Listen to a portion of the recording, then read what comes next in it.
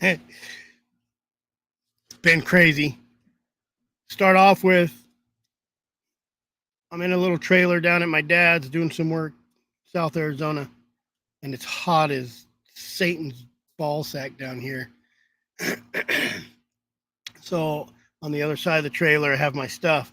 It's just too hot. You guys see me sweating like a greased pig. I moved everything into my bedroom and like blocked everything off. I got a green screen around me. I got a fan on me. I got a ceiling fan that I installed in this trailer. Hopefully, don't take the green screen down. I got my AC blowing, and it's just now started to cool down. And then I got logged on. I got Luke and Parker. Parker's going to be the real star here tonight. And you guys let me know if you can hear me all right. Sometimes I'm quiet when I listen to myself back. And we got on, and there's no sound. They couldn't hear me. I couldn't hear them. I restarted. They could hear me.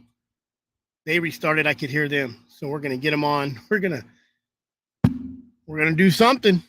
Do something. Right, Parker? Yeah. So we got Luke and Parker Worthington.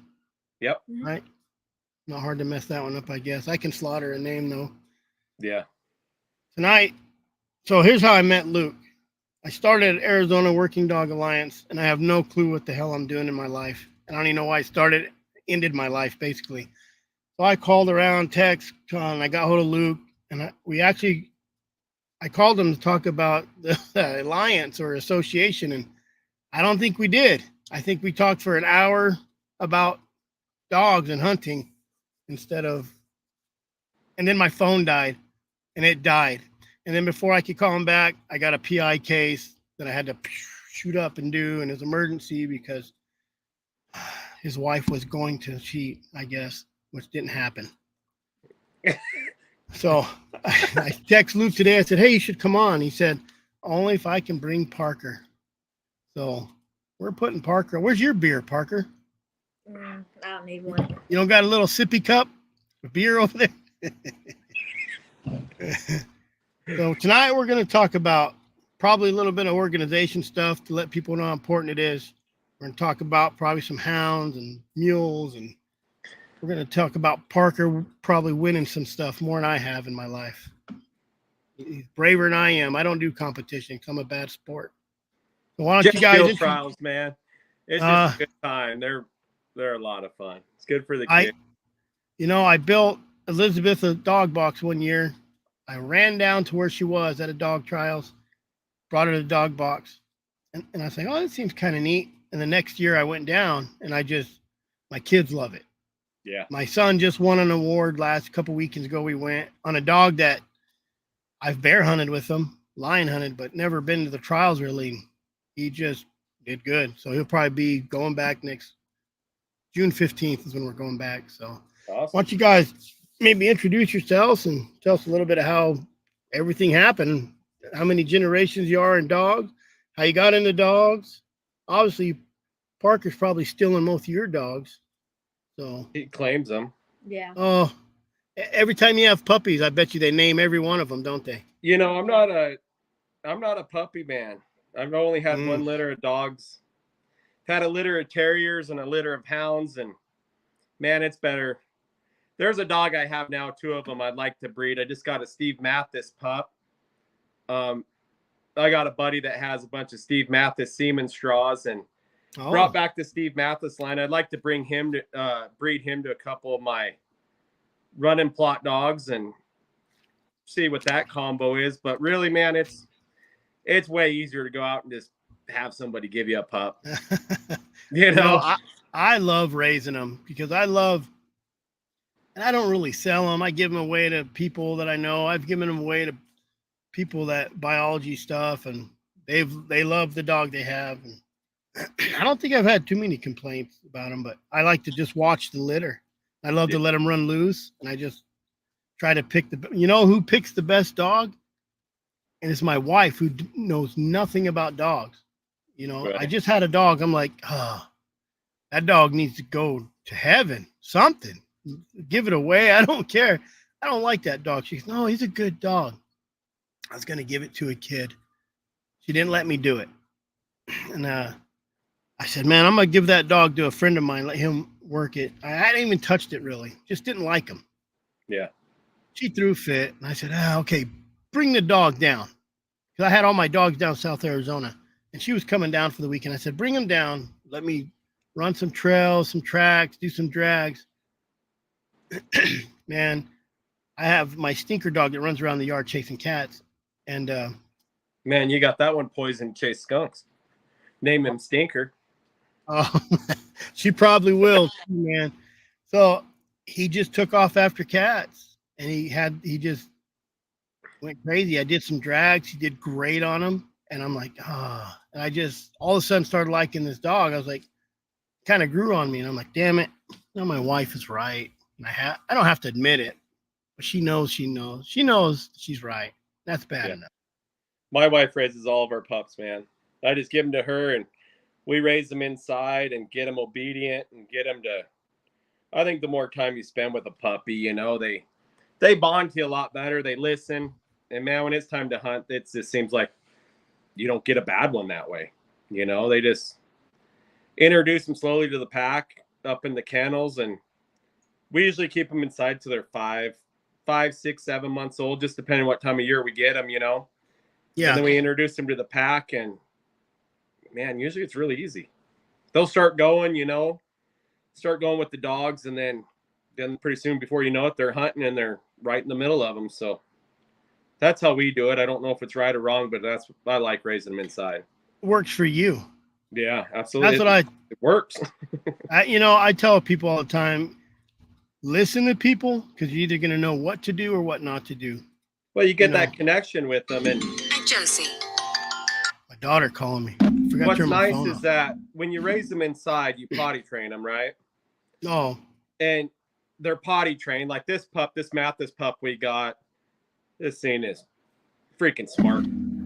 Unreal intelligent. He potty trained, 3-4 days out? Just easy.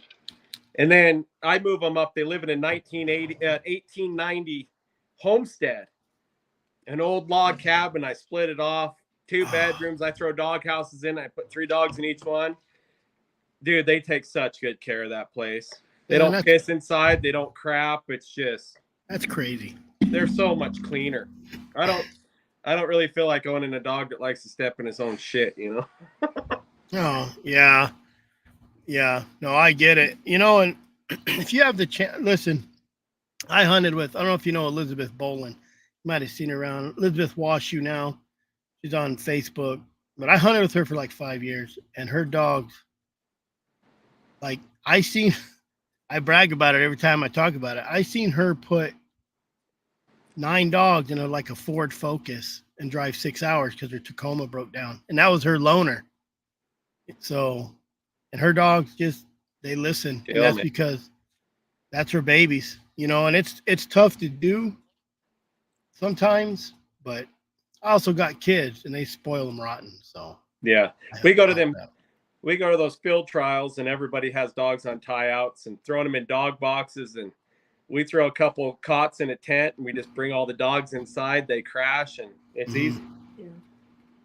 You know, sometimes they can wake you up early, but playing around, especially the puppies that like to play around. Oh yeah, jump on. Yeah, I got, you know, it's crazy. I got tie outs. I do tie outs because I'm always out in the desert, you know. So, but man, I don't know how people deal with some of their dogs that bark, because my dogs are like, they like see other dogs barking and they kind of side eye me like, hey man, why do we get yelled at that? And they don't. So it's tough. I try to have manners. Having a dog with manners is so much easier in life. Oh, it's huge. It's so huge. Much. Whether it's a good dog or bad dog, just to have manners. First thing you should teach them is manners. Right. You know, I've hunted with people who they call their dogs. Yeah. The opposite way. And oh boy, I just like a little bit of manners. They don't have to, you know, hold the lighter on their nose, but right. Have some manners. Yeah, for sure. How did you get into dogs? Is it family? You the first generation? Pretty much first generation, yeah. I am. He's second generation. Just something I've always wanted to do and did it. And I got out of it when I was pipeline welding. And then once I quit pipeline welding and traveling, I got really into it and just started hunting. Yeah. Pretty simple. Same with me. Always wanted hounds. None of my family was into it, and I had a guy give me some hounds. Bam Bam walkers, man. I didn't know what those were. I just knew they were hounds. I found out 10 years later what that line was. I'm like, I got a divorce, gave them back, went a few years, 2005, jumped back in it, and just drug my whole family into it. That's what hound guys do, right? You drag everybody else down with you.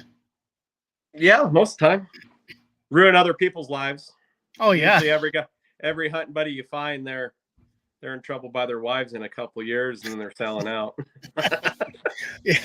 Yeah, because you go out for a couple hours, and 3 days later you come home, and your wife has a U-Haul pack. That's a true story, honestly. My buddy, he supposed to just go for a day, and 3 days later he goes home, and she had a U-Haul. He's like, "What are you doing?" I felt a little guilty, but we were hunting, so we had a good time. Not like we were out drinking and chasing women, We was just out hunting. So my wife's never complained about it. Never. Yeah. Like all winter long I hunt and try to hunt 3 or 4 days a week since season opens, and I don't hear any complaining. But you also, a lot of these guys need to remember when they go do stuff, there's no complaining to them. They go do something and you've wasted 6 months of your life lion hunting and bobcat hunting, and then they want to go do something. You better go just let them do it. You got to reciprocate the favors. Right. So a lot of guys have problems with that, though. That's usually, I've said it before, usually them hounds, women get so jealous of them because them guys, oh, you love them hounds more than me, and whatever. It's pretty sad. Yeah, I'm not real sincere to that. But my old lady knows I had hounds before I met her, and she knows. And she's not an outdoors girl, but she is now, But right. She'll go with me if I ask her to. But if I want to just go hunt, and she knows, because she knows I hunt a little bit harder, and when I don't have people with me, sometimes I get a little frustrated because when I'm on a mule and I'm dragging someone around on my other mule, got to kind of wait up sometimes and make sure they're going to keep up, because I got a mule that will just go, she's stupid crazy. So yeah, I've never hunted off mules. I've done some horseback hunting, but really we walk hunt a lot. What are you guys hunting up there? What are you mainly hunting? Well, we mostly hunt bobcat, but lion. I'll never pass up a track. They strike, I let them go and figure it out. Yeah. And you guys can't hunt bear up there, right? No. Where are you at? Wyoming, between Gillette and Buffalo, Wyoming. Gillette. We live out in a. Did they just have the coon cook-off over there? That's Gillette, Arkansas. Oh, that's what it was. The name. That's what it was. Gillette. I don't think they eat coons much where you guys are, do they? No, we don't have very many coons, man. Yeah, same here. Kind of wish we did sometimes, just get them pups out. I love taking pups out on them coons. Yeah, we went out the other day to go coon hunting and caught bobcats. Had a bobcat. Hey, trashy dogs. Found a tree with a bobcat litter in it. Wow. Which is cool. I'm glad they're up in a tree. They're in a big hollow cottonwood, and there's 4 bobcat kittens in there. And I told Parker, I said, well, our coon hunting area is done. We're not coming back. We're not going to hurt that female, Yeah. Because it's going to happen. You keep going let them in kittens grow up. They're going to catch her on the ground because there's no trees, So what kind of dogs you running? I run plot cross, blue tick cross. I have my Rosie and Cash. I got a big blue tick and a red tick. They're litter mates out of the only litter of pups I've ever had. It was out of my Lizzie dog and my Bo dog. That Bo was his dad was a world champion coon hound. And got him from some guy down in southern part of the state, and bred that to my blue tick Walker cross, and they had nice pups, but man, that blue tick Anybody that knows me, we call him Big Blue. His name's Cash. He weighs 118 pounds. Gosh, dang. And everybody's like, yeah, ride that thing to the tree. And I was like, man, you could. But he's 5.5 years old and he's done. He's completely broke down and Yeah. tore all them ligaments in his shoulder this year lion hunting, and he hasn't came out of it. Them big dogs, big guys, big horses, they just wear down. They do. They go, but they do wear down. I have Dirty and Luke were my big dogs, and they made it till 10. Luke got ran over, but they did make. Dirty's 10 years old, and you could tell he's feeling it. Not like I had a medium dog. She made it 15, and I had to hold her back till we got to my dog's treat, and then I would let her in to go tree when I was within a mile. But man, them big dogs, they hunt hard, but they break down. They break down easy. Fast. They gas out easy, Yeah. Oh yeah. So what's he was a machine. When he was a 2-3-year-old, he was legit. He's still a legit lion dog. He's not much of a bobcat dog anymore. He can't run that jump race.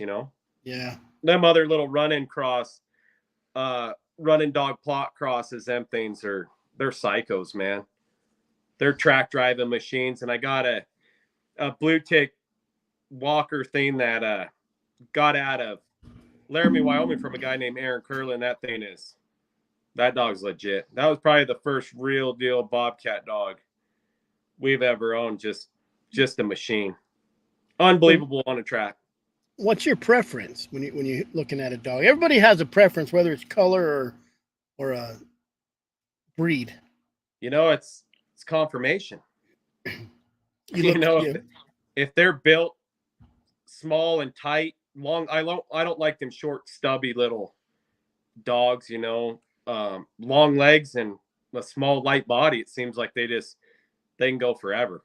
We got a dog here we call Susie. We call her Sue Balls. And you can't wear that dog out, dude. I've seen her go 29 miles just running bobcats, just circle. And then she'll run all the way home. You can't wear her out. She's a psycho. And her niece, well, actually it's her aunt, but she's a year younger. And that dog is the same way, man. Just crazy. And it's all hunting, They just want to go hunting. They didn't. She's a little bit on the racy side. She makes a lot of mistakes and stuff, but they're just built so tight and good. It's just unbelievable how good they hold up. You never have a foot blown out. Even that Maggie dog, she's probably 58 pounds. I think she weighed 58 at the vet. I weigh them. So when guys say they have 30-pound dogs, they probably don't. They're probably 50-pound dogs. Yeah. Like that Susie weighs 41. My Ruth dog, she's a running plot. She weighs 42. And then Maggie, she's a 4-year-old. She'll weigh 58 pounds. And then that red tick female, Rosie, she weighs 79 pounds. My plot weighs 80. And then my big blue tick weighs a ton and a half. Legitly. What's funny? He's so big, man. I don't weigh my dogs, and I used to own a scrapyard. So I have big scales, and I need to set one up just to weigh my dogs, because like I have a dog that has no conformation. He's big and dumb and big feet, and I'm gonna tell you what, that big dumb dog will go. He'll tree by himself. You could run that dog for 3 days, and he'll come in limping. Next day, he's just gone again. Yeah. Good feet, and and they're wide feet. They don't. If you was to look at a dog, be like, God dang, that's some Pluto feet right there. But yeah, he actually and you do get those dogs. How long you been running dogs? Well, my daughter's 15, and none of them know a life without a hound. So somewhere between there and more, I guess. Yeah. When do you start taking your kids out? As soon as they can. He was a baby. Yeah. Since he was just little, I just carry him on my back and drag his ass wherever. Grab him by the hand and just drag him, and then pretty soon now he smokes me. Well, Soon enough, he'll pay you back because he'll be dragging your ass around. Oh, he already is. He's like, we shot out of the truck one day and shot up this hill. It's like 600 foot, just straight up, you know, and he's like a little red squirrel hopping up and down. He goes, it's not that steep. And I was like, you need to stop. I'm like, pretty sure I'm having a mild heart attack. You remember that old cartoon with the bulldog and had that chihuahua? Yeah. That run around. My daughter, we got a bear treed. Elizabeth and the guy who was with us went around. I'm like, man, that's 400 yards around. I said, it's 200 yards right there. Yeah. I told my daughter, let's just go up that. And we did. Man, it smoked me. I've never been smoked that bad in my life where I just laid down and died. And she took my backpack. I said, listen, it was 100 yards left. I said, run up that hill. If it ain't big enough, tell me, because I ain't going the rest of the way. I mean, it was steep. And I'm 49. This is a few years back. And I tell you what, that, your dad always said, oh, it'll catch up to you. Catch up. And you're like, yeah. F you, Dad. Oh, no, it caught up to me that day. And it was a tough climb. And my daughter, it was so tough. My daughter's athletic too, and basketball player back in the day. And she got up there. She's like, man, this is steep. So, right. I don't like when the kids are faster than you. That's when you know you're getting a little old. Well, I blew out a knee gathering cattle and broke my femur, my tibia, and tore my ACL and got busted up and did that and into May and just kind of put it off. And then in end of August, I got surgery. And that ACL reconstruction's it's a big deal. It sucks. I heard. It's a horrible recovery, man. Yeah. And we went lion hunting in October, dove off the mountain. We dove off the face. And where we left the truck to where the dogs split treed on lions. And we dove off. We dropped 2,600 foot in elevation in 3/4 of a mile. Oof. And then walking out of there, I thought we were done. I had to tie dog leash just to, Mom probably doesn't, she's heard the story now, but I put a dog leash around his waist, a dog leash around my waist, and clipped one between us. And we were going through this about 150 foot ledge below us and about a 50 foot rim above us.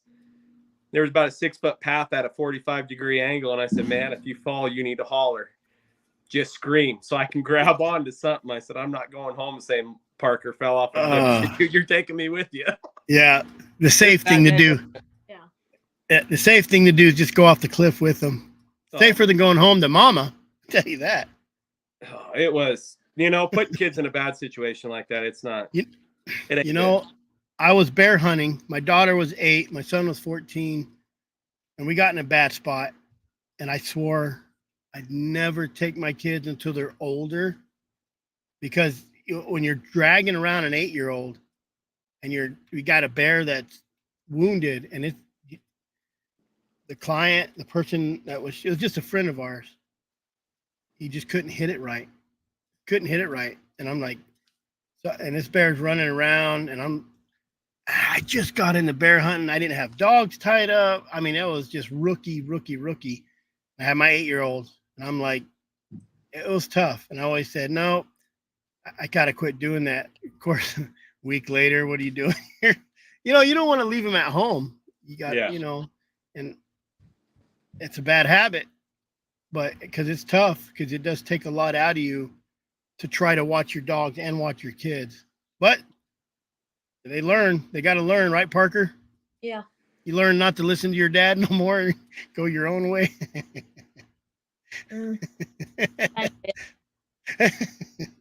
He's learned it the opposite too. He tried smoking my ass in the woods this year and turned out in the morning and caught a big old Tom, and he just had to make a fool of me. He's sprinting in there, and I was like, you need to slow down. I said, it's only 7:30 in the morning.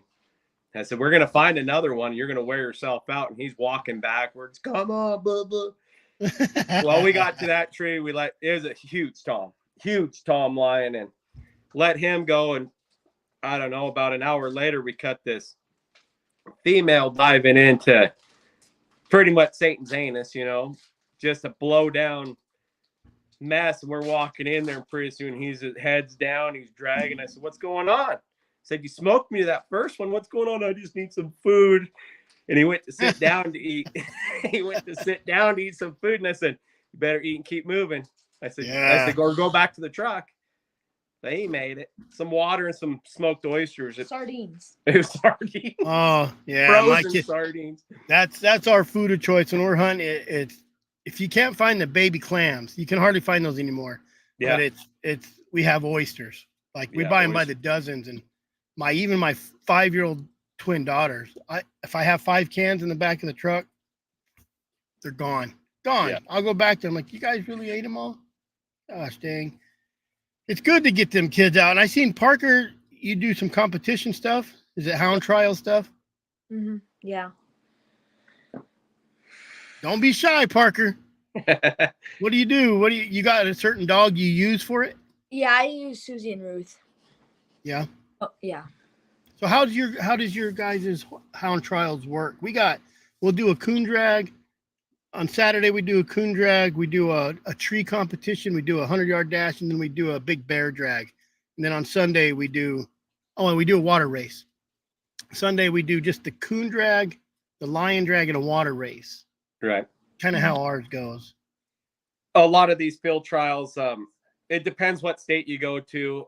But like South Dakota is the only one we're doing this year because we're getting busy branding cattle. But they do like an open coon drag where they drag coon scent to the tree. Make a live coon. Yeah, and then you run. You guys do the scent to the tree and then hang a coon, like you got a coon in the cage. That's what we do. Yep, and then they do. Usually they do heat races, and then they do a semi-final there, and then a final. And then on Sunday they do like a bear race. They call it the Iron Dog race, which is 4 miles or something. You guys got a lot of kids where you guys.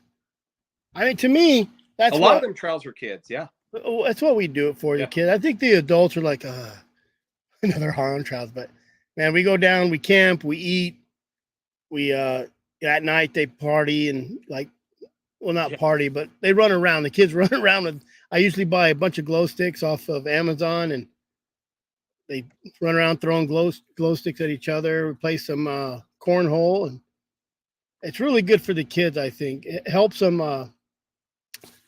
deal with people, and for one, it gets them off their tablets and their phones, and and it helps them work dogs around other dogs, and it does help them dogs kind of work with other dogs because when you're bear hunting, you guys don't do a lot, but I've been in the trees where there's 50 dogs. Because everybody got in this tree. And then when you're running a bear and it's a tree and there's someone else over here and them dogs hear a tree, they're going to go to the tree. Right. And it happens. So I try, that I know which dogs, when you go to the hound trials, but I've had dogs ruined by hound trials as well. My yucky dog, I had a red bone jump on him, and then his sister I gave to somebody jumped on him because the other red bone jumped on. I think she thought it was him, maybe. Yeah. So he got kind of weird for a little bit, But and when I ran him, our first one was a couple weekends ago. When I ran him, he's just kind of shy. So it can ruin a dog as much as it can make a dog, Yeah. I agree with that. I think the people most at the field trials, if a dog shows aggression, it's out. Yeah. Especially on that tree, if they get to fight and they pull them. And that's how it should be, but I think my pack's a little on the rough side. They're so pack oriented. They're such a tight pack but when them field trials, them dogs that do good at it, we don't train them for it or nothing. They're just they're usually your front running dogs are so competitive anyways that them trials they do one lap. And that they know it. They know what they're doing. They're just getting racy. They do. Yeah. I've seen it.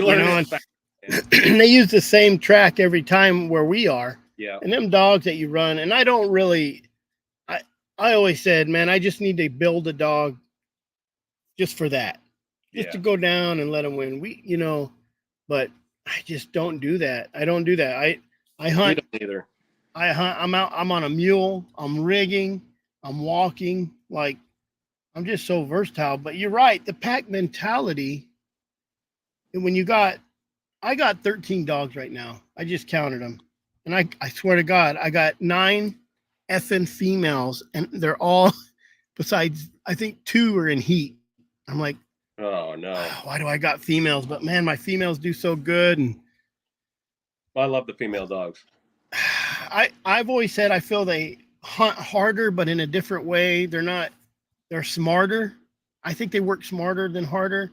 And then your males are kind of like, I'm a male. You know what I mean? Like, and I don't like cutting my dogs or spaying my dogs because I do breed my dogs. I don't think I've gotten some dogs from people, and I think I've bought one in my life from a guy, but I just like raising my own, and I don't hunt with a lot of people. So yeah, we don't hunt with anybody. Yeah.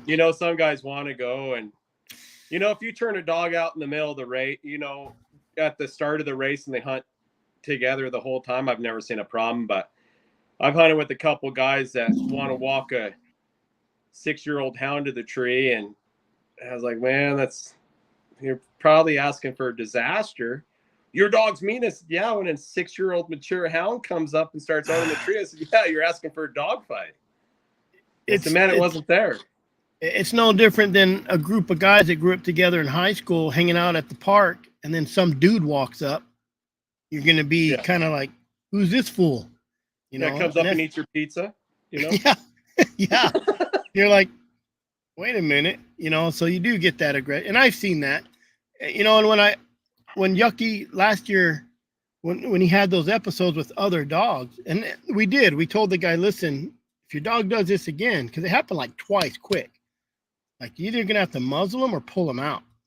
And I don't think you should muzzle a dog to go run him. But first bear tree, Yucky of the year, Yucky treed by himself, and I went in, and he was by himself, and then other dogs started coming in, and he got aggressive about it, and he never done that. So yeah, I had a little persuasion on him every time, little electricity persuasive. I call it the love button, and kind of tore him up. And I'm not one to believe if you shock them at the tree, they're going to quit hunting. If you got a dog that quits hunting, then get rid of it in my book. But yeah, but all my dogs, and we've talked about this on Brett's show, my show.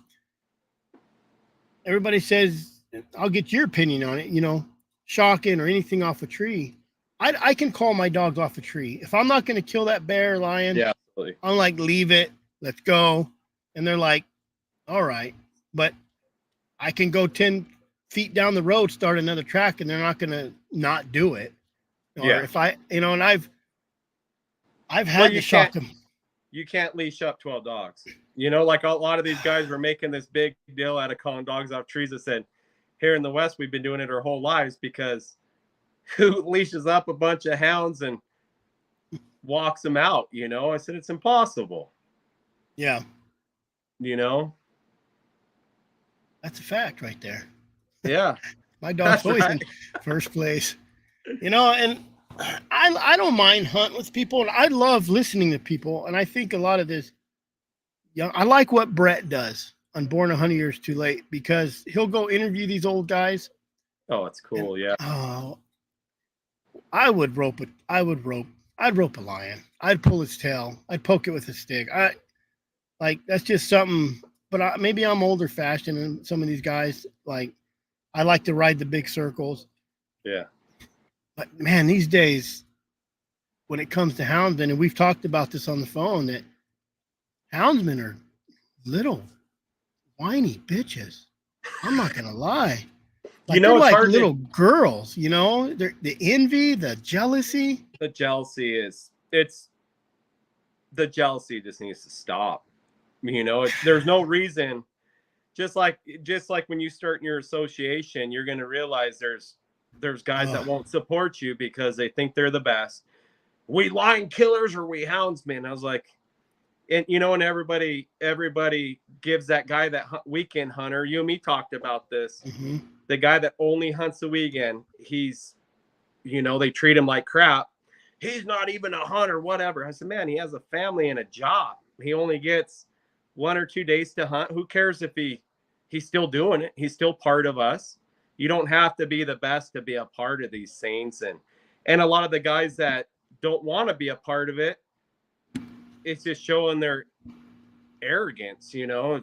Yeah. It's like, man, we can all, you know, I see guys where I hunt, and I know about everybody that hunts around there. And if a guy has somebody that they're going to look for a tom track, give them a tom track. You know, we're up there training dogs. Yeah. You know, I said I'd rather give them a tom track and have them go kill a tom than go kill that little female you just treed. You know, we do it all. We see guys up there that, hey man, I'm with my son and just, you know, we're looking for a decent cat. I said, there's a tom back there. You know, and we don't run the toms for fun much. We you know, those toms just cover so much ground. Oh. And if you're on a fresh snow or something and you cut one, I just leave them alone. I go run them females for fun and get dogs going, and it's, you know, well, I think that's how it should be, man. Just work together, and it's introduce yourself and talk to people. Man, you can get a long ways that way, but everybody it's either fight together or die on the hill alone, you know? Well, I've had young guys like, man, I can't find a track. I just want to run. I said, listen, go to this canyon. There's a female there. Listen, I said, I'll tell you where one is, but I don't want you to kill it. You don't need to go in there and kill it. Yeah, don't go kill I don't want you going and kill it. If I find you go kill it, I'm just not going to help you no more. Yeah. You know, and that I'm no Ben Lilly. I'm no Steve Smith. I'm none of these guys. I'm just some dude that has some hounds that tries to do what I want to do. That does. Yeah. And I said, but go run this. There's a female in there. Go run it. Catch that female. See if the dogs check for scratches up and down that too. If there's a female, there's a male. I said, but if it's a female, man, and it's a small one, the thing's only 80, 90 pounds. I said, treat it all day long. You know, someone that's out there deer hunting or calling predators. I just got a text, the email from someone that said, and he's hunting in the area I hunt. And where I hunt down in South Arizona is desolate, stupid. Even the biologist is like, you're dumb. You're not going to catch them down there. It's just bad area, you know? And the female I caught her. I had her treat 3 times, and the 3rd tree she jumped, and I pulled my dog. I was like, I was dead. My dogs had cholla cactus with their ears stuck to it. You know, they were just wore out. And a guy texted me or messaged me, says, hey, I was out over in this area and I called a lion in. And I said, well, it's probably a little female, you know, but there's Sonoran pronghorn out there. So they're whacking those Sonoran pronghorn out of there, you know, and there's only like a couple 140 United States that's actually living, I think. You got to kill some of them lions out. And I said, well, he goes, well, how much? I said, man, we'll go out there and run them. You burn your tag up. I want to burn my tag up. But I'm going to tell you right now, if you called him in and didn't shoot that lion, you will be lucky to catch him with a dog out there. I mean, it's tough country. Hard hunting, yeah. It's tough country, you know. Right. But knowledge, I'll listen to a dummy, because even a dummy has some sort of trick or knowledge or maybe something out of it, you know, that you might. And I tell people, listen to everybody, because you're either going to learn what not to do or you're going to learn what to do. Yeah. You know, so, and that does segue us into like the associations. And I knew it. I've already made calls to people. Mm-hmm. And their attitude is like, I asked them to come have lunch with me and dip their French fries in my leprosy sores. Like they were just like, they didn't want nothing to do with it, you know? Yeah, too bad. It is. And I don't feel like I'm maybe knowledgeable enough or intelligent enough. I'm sure I can become, you know, when you listen to Dan Gates talk, that guy knows every number, and he's been doing it, and I'm sure it's pretty repetitious now, but man, he knows what he's doing. That guy knows what he's doing. I actually texted him today. I'm like, hey man, I said, I got a lot of people I'm talking to. Do you know anybody else I could talk to? I'm like, I know you're busy, Dan. And he's like, oh yeah, call me anytime. You know, I'm like, man, I don't want to bug him because he's so busy, but that guy knows the ins and outs. That's what he does all day. You know, it's his job. And man, them guys are, you know, Colorado, bringing up to that, them Colorado boys, they're getting it together. You know, they're doing in that Colorado for responsible wildlife management, man. They're rocking it. They're lucky to have that group standing up and fighting, because an association can't do it. Just like I told all of our members, I said, you know, purpose of our association is to donate to these problems. You know, that's what association's for. We don't need a big bank account. We need a bank account to get to legislation, to Game and Fish Commission meetings, and that's it. You know, maybe help the president and vice president get to these meetings and help them pay for their gas for their services, and that's all you need. You don't need a big bank account to do that stuff. You need to raise money, but when somebody's fighting, that's where their money goes. Like, we have Wyoming Wildlife Federation. If we got in a fight, that would be who it's going to take it, because they have lobbyists and they have employees. You know, that's all they do. Well, that's what Dan Gates does. They're a C4, not a C3. They're a 501c4. See, that's what we're doing too. We're not doing the C3. We're going to do the C4, because with the C3, what my understanding is 10% of your bank account. So like if we went to legislation on a battle against lion hunting or something, we can donate our whole bank account to whoever's fighting it. You just dump the cash, and then you can go to legislation too also and use the money for it. I don't think you can spend money to campaign for people. You can't donate to campaigns or nothing, but with a C4? Yeah, I believe so. I still don't think a C4 you can lobby. You can lobby, but you can't donate to campaigns. There's so many gray areas. See, there is, man. And I don't know much about it. You know, it's pretty new. It's pretty new to us. I think you need to have some sort of organization that you run like a business, and you do need that big bank account, just like they're doing, because I would rather pay those guys to do it for me, because I can't stand up. I'm not a lawyer. I don't know the legislation. I can go up there and say, hey, buddies, I've been doing this forever. My kids love it. They don't care. Most of the time, I'm going to contradict myself a little bit, because I hate people who do this. It drives me crazy when they say, I don't know why you're doing anything. It's not going to matter anyway. But most of the time, those game and fish departments, or those department of whatever it's called in your state, natural resources, most of the time they have their minds made up, and they have to do the public commenting. And it's just like, I feel like they already have that's what I feel. I feel like they already have their mind made up anyways, because how do you have public comments and then they vote on it 2 seconds later? Like it just don't. You know, in our state, I don't think it's like that, to be honest. I think we just got a pursuit season. It's resident only pursuit season. So when all of our areas have quotas, except for a selected few where it's mostly private land. It's unlimited quotas, unlimited season dates, and then there's some that have a quota and unlimited season dates. But now when we have some quotas where people go in and just pound lions, man. It'll be closed. We have an area east of me that back in the day it would close October 9th.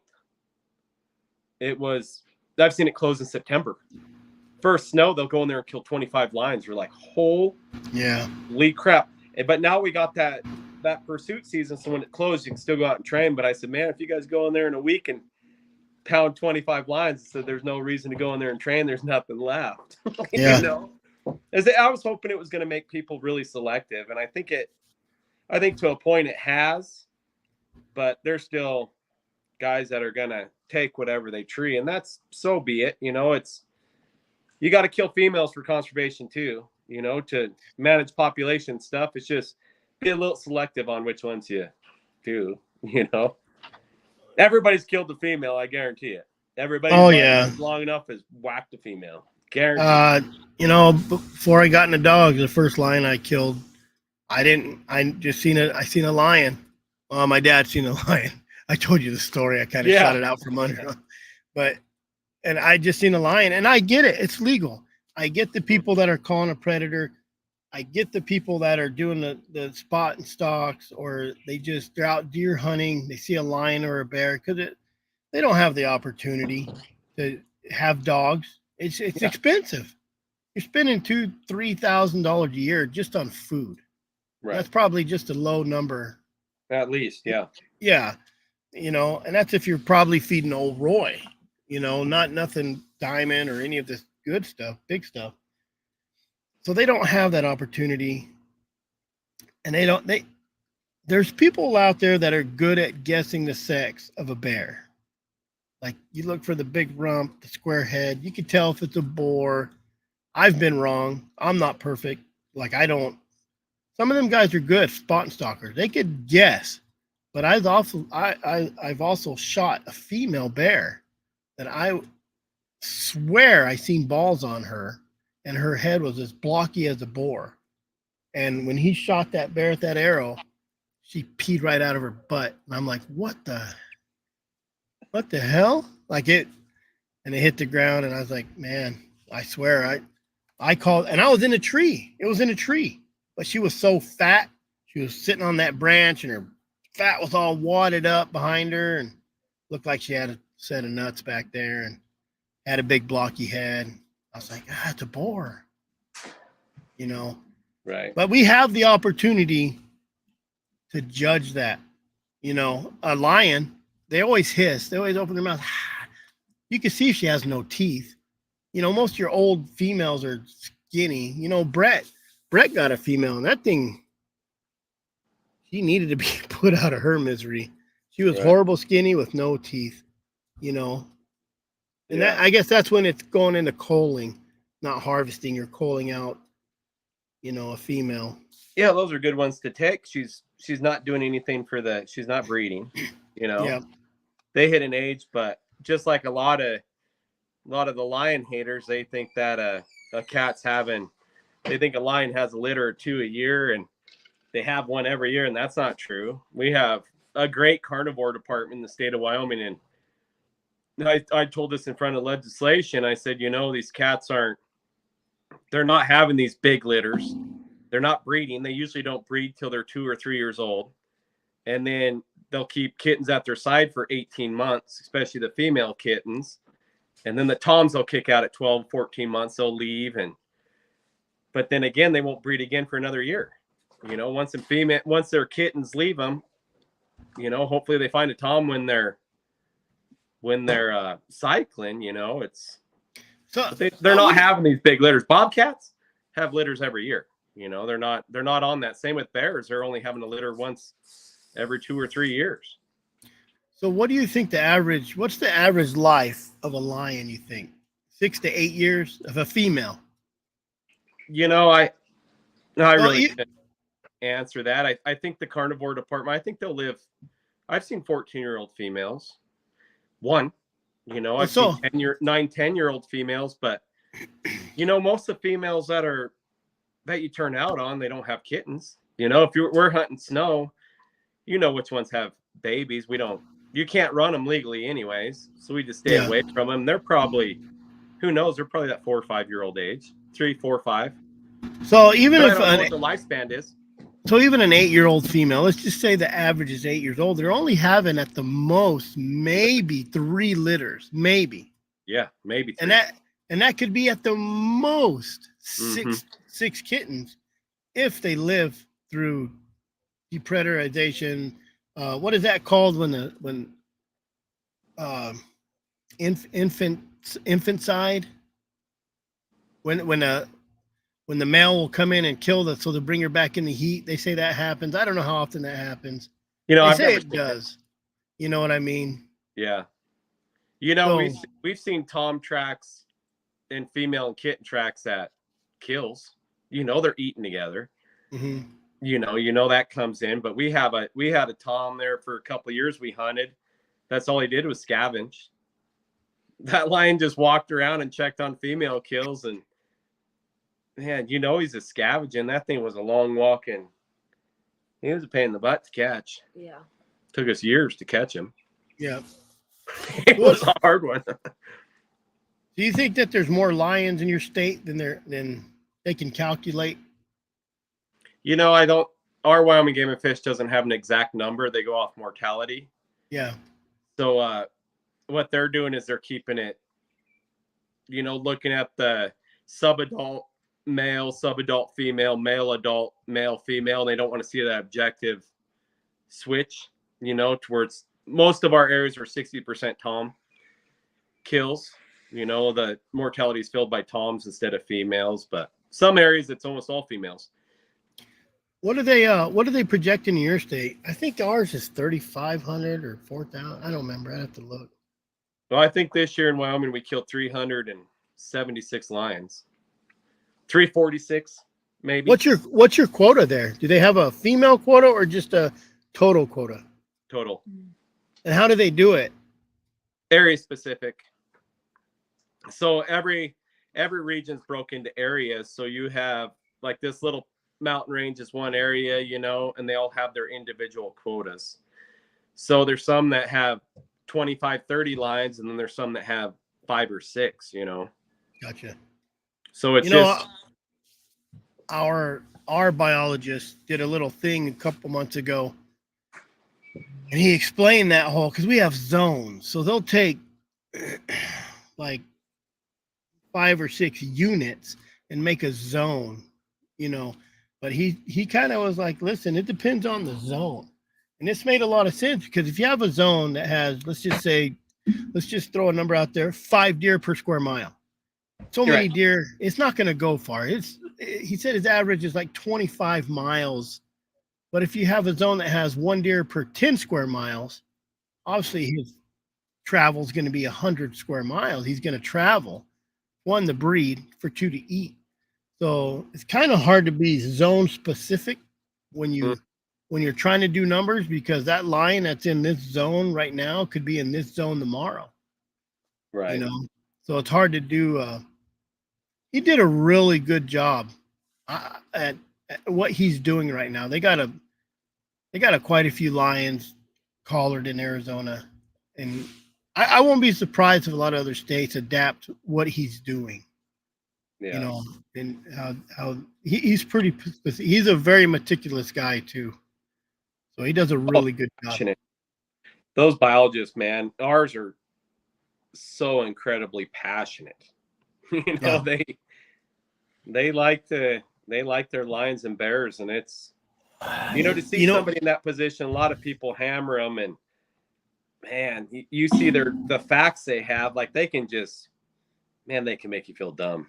You say something and they can just be like, well, you're just like, all right, man, this guy knows lions, and there's a lot of lion hunters that think they know more than a biologist. And I said, you sit down and talk to ours. We have Dan Thompson's the supervisor, and then Justin Clapp and Luke Ellsbury are lion guys. And you sit down and talk to them, you can't get a straight answer, but they, just the passion they have, it's and the knowledge, they've taught me so much just by asking questions on how they travel and, where they go. And he goes, I don't think lions stay put anywhere. He goes, they just move. He goes, we've had them go into Colorado, Utah, up Idaho, come right back to where we collared them. He goes, they travel everywhere. It's unbelievable. And we've seen them out at the ranch. We've had lions come through here, and good luck catching those things. I think they're on a mission. I think your natural resource department or your game and fish, a lot of guys don't like this because they're anti-government and they think that they're going to track you, which they already do anyways. I'm a private investigator. I know what it is to track a phone. If they want to track you, they're going to track you. I don't know why they don't create an app. And you could probably weed out some of the dirty houndsmen, but you could probably take a few houndsmen out of the state. Download this app. Somebody that's catching regularly, but don't kill a lot. Just somebody out there catching, where if they do catch, they can take a picture of this on the app, tell you it's a female, maybe guess, just kind of guesstimate where they have an area where this line was, I think that data would help a lot to find the numbers. Right. I don't know. It was an idea. I'd love to. I know. I know our last we had a federation here a few years back that I know they brought that up. They brought up a logbook and some data stuff to help game and fish, but I don't really think it worked out. We're not scientists like they are. Shit, half of us don't know the difference between a female and a tom most of the time. So yeah. Well, guys. It would at least say there's a line in that area. Yeah. And I guess if you had a picture of it, because like right now they have e-tags. I don't know if you guys have e-tags, but it's on our phone. Everything that takes a carcass coupon has to be paper in Wyoming. Oh, yeah. So we have an e-tag. Attach it to the animal. Yeah. Yeah, we have an e-tag. So what they do is, what I do is I take a marker and I write it on their hoof or their ear or whatever.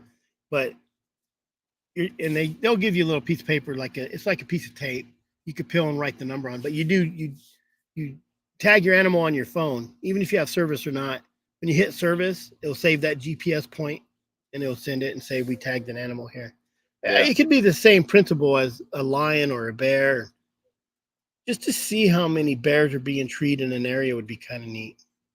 A lot of guys will think it's a conspiracy theory and they think that Game and Fish is tracking them to bust them.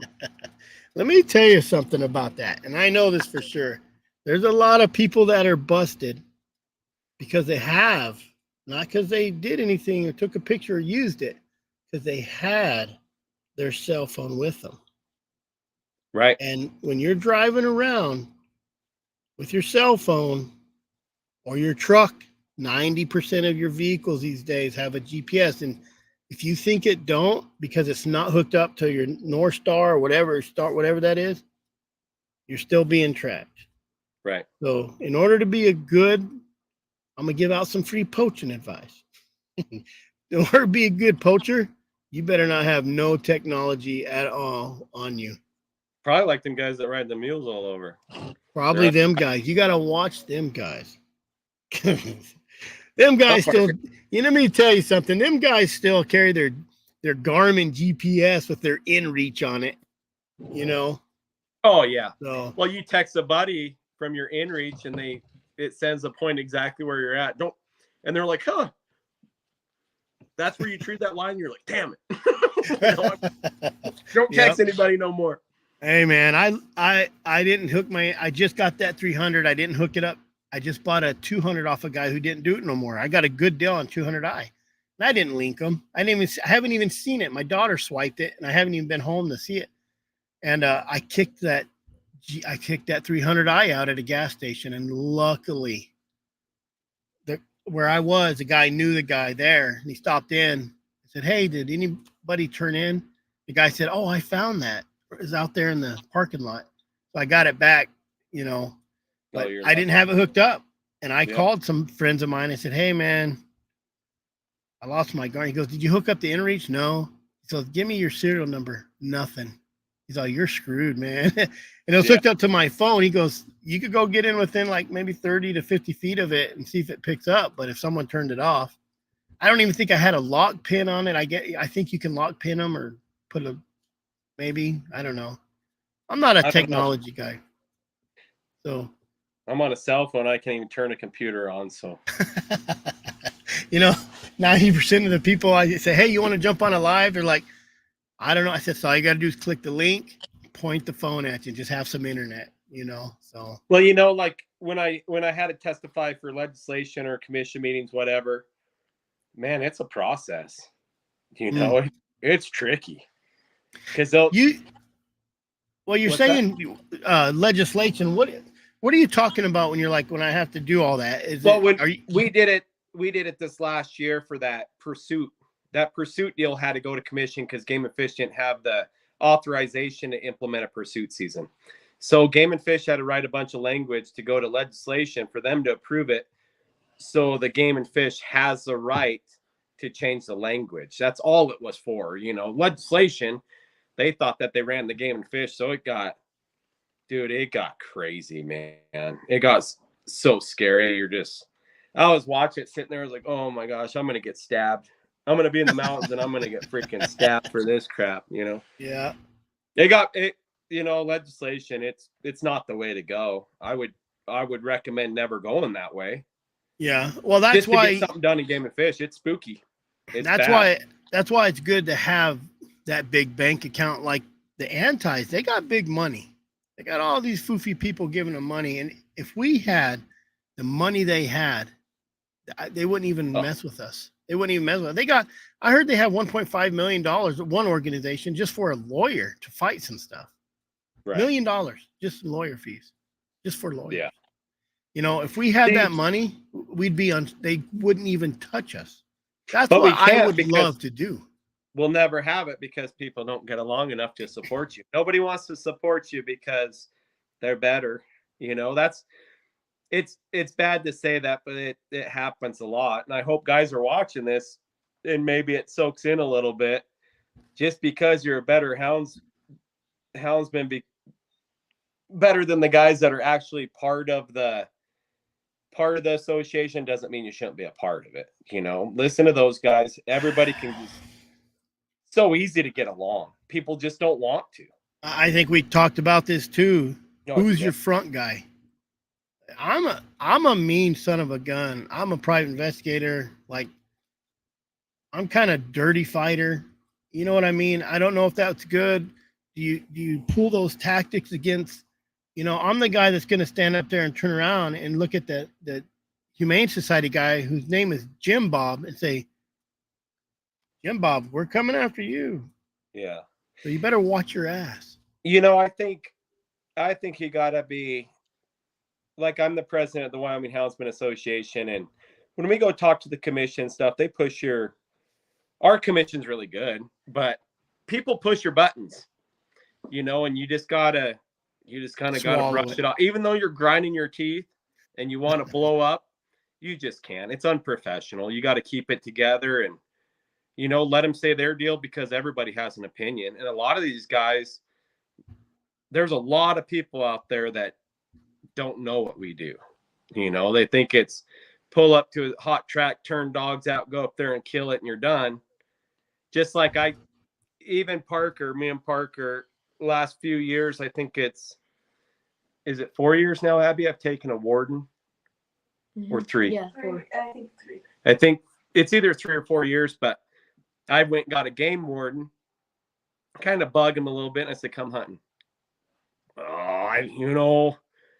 They kind of hem-haw, and then they finally go. Yeah. Man, it opens their eyes. It's like, how can you be regulating us when you have no clue what we do? That's exactly right. And you take them guys, you expose them to something new, even if the warden's kind of a jerk or something. If he's too big of a D-bag, I probably wouldn't be taking him. But a lot of them want to learn how it operates, and you take them and they're like, this is insane. Like, I took a warden this year, younger guy, and he's like, this is the best hunt I've ever been on in my life. He goes, dude, this is hardcore. I took him into you don't go show them game wardens a freaking smoking hot track, man. You go find a snowed in, blown out, nasty one and make them work for it. We have them things we call shit shows that Parker, dude, we could go out there and catch 3 lions a day and he's bored, but we go out there and have a freaking train wreck where you're ball on him. He's back there smiling like, this is awesome. Why do you like him so much? Well, because then, I don't know. It is fun. Yeah. It's in your blood right there. Oh, in your blood. And everybody has them, but man, we've had some good ones. Then you can start hiking into them, and then they'll just run away from you 3 miles away from you. Oh, there's nothing worse than getting 30 yards from it and it jumps, where you might see it in the tree, and then you see it jump, and then you're going another half mile, or you're walking. A jumpers are no fun. Well, I guess they are fun, but like, just stay still. Just let me get close to see what you are. See how big you are. So. Usually, I haven't seen many. I've seen young toms jump, but man, some of them females, and it's scary. We finally, here over the last 5-6 years, we get a jumpy female. Well, they'll finally get her stuck, you know, because they only go 90, 100 yards and they start catching them on the ground. You know, you're like, this is going to be a bad deal. And they're so little, you know, yeah. most of the females are realistically, people think they're 100 pounds. Most of them are 70, 80-pound females, you know, and we started tying dogs up and just letting them go. And it's like, whatever, man, you go cause somebody else some grief, but because it's going to be the life of them. Oh, it could be, but you know, I don't know. Them big toms, they seem to be pretty sticky if they find the right tree, you know. I think a lot of that's tree selection. You know, you don't have big trees. That's like we got some lodgepole pine, and they can be jumpy cedars, them juniper cedars. Yeah, they're bay ups, man. Every time. there's you know what's crazy about all this is the first challenge is getting hunters together, houndsmen together. Well, all hunters. The first challenge is getting a houndsman together, period. You got to have your little group of houndsmen that agree on something, saying, hey, this is what we need to do. Then you got to get all the other hunters in with you. Mm-hmm. And then really it's important, but it's not, those aren't the guys that are against us. It's trying to get like Parker. Parker probably has a lot of friends in school that's never been. We took a kid to the hound trials and I let him run a dog.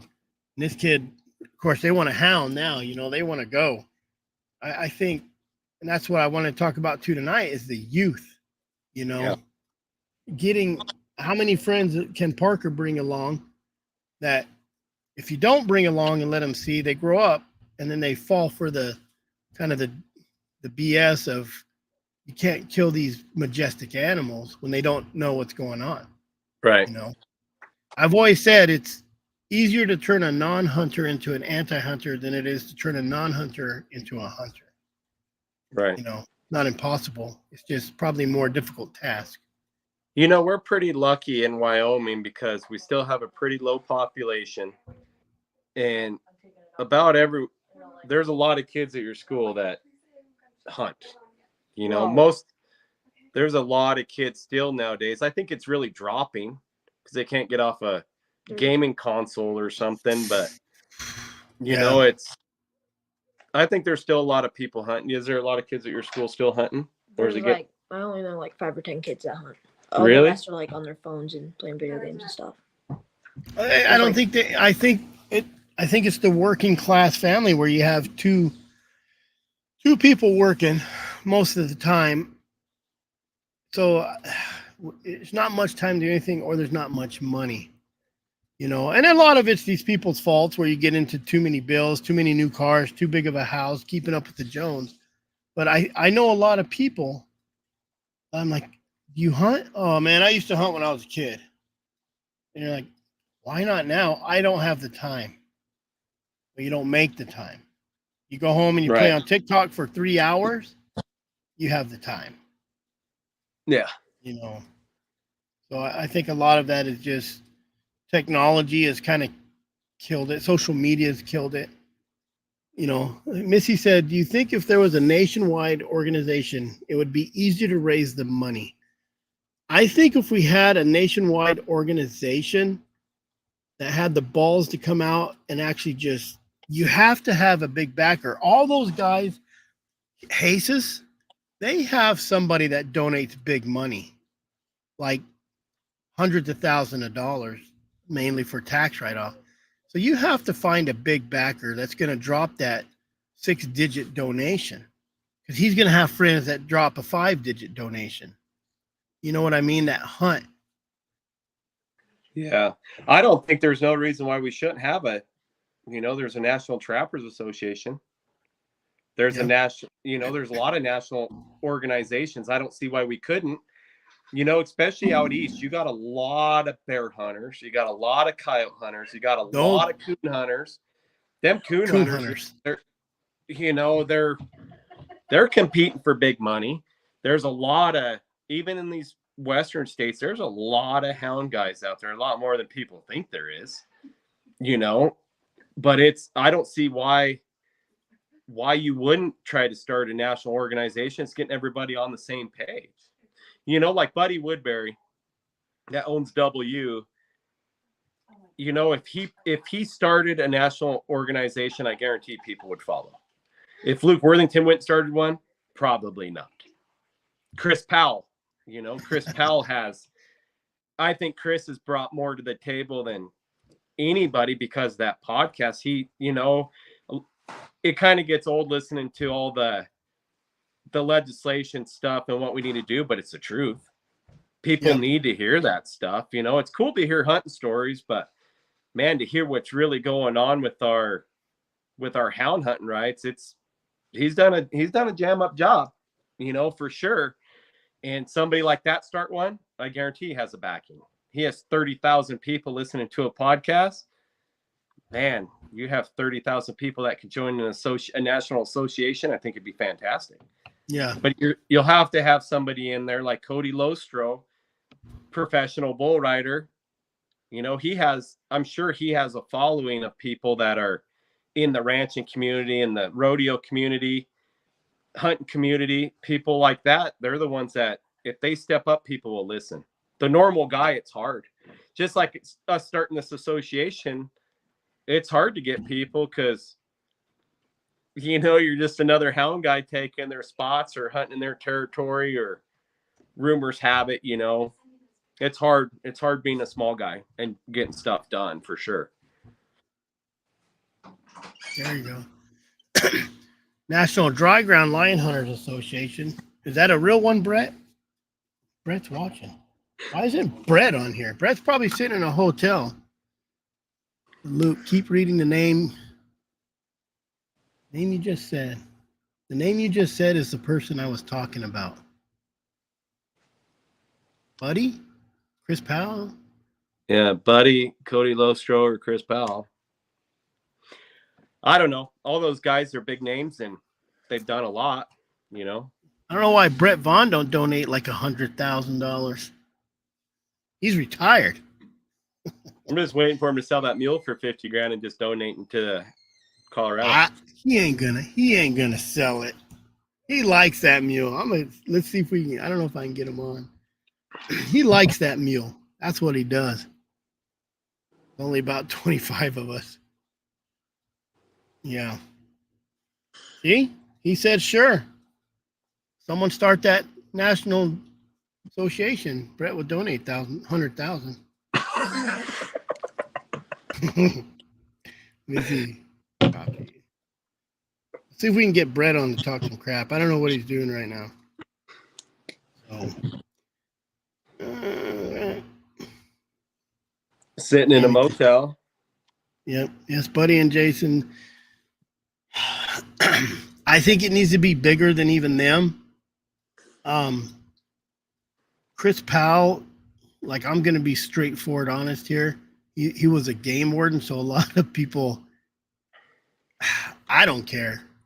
I love the guy. I love the rasm about it. It's cool, but I think the hound guys, some of the hound guys, a lot of people don't like a game warden. I'm just going to say it. You know what I mean?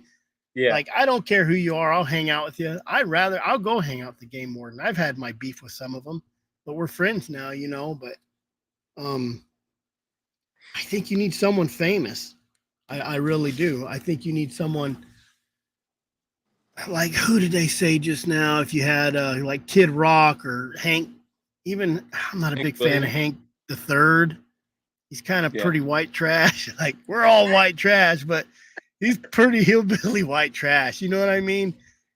I think you have to have someone that you have to have that right character. Oh, you're in trouble now. Trouble now. Brett's coming out of vacation. I guess you're not on vacation. He has a damn tie on. Oh, it's his glasses. I'm like, you're in court. He's in court. Wait a minute. He had glasses and reading glasses on. Oh, you know, that'd probably be a good one if was it Donald Trump Jr.? He's always talking about hunting. Hold on. I got it.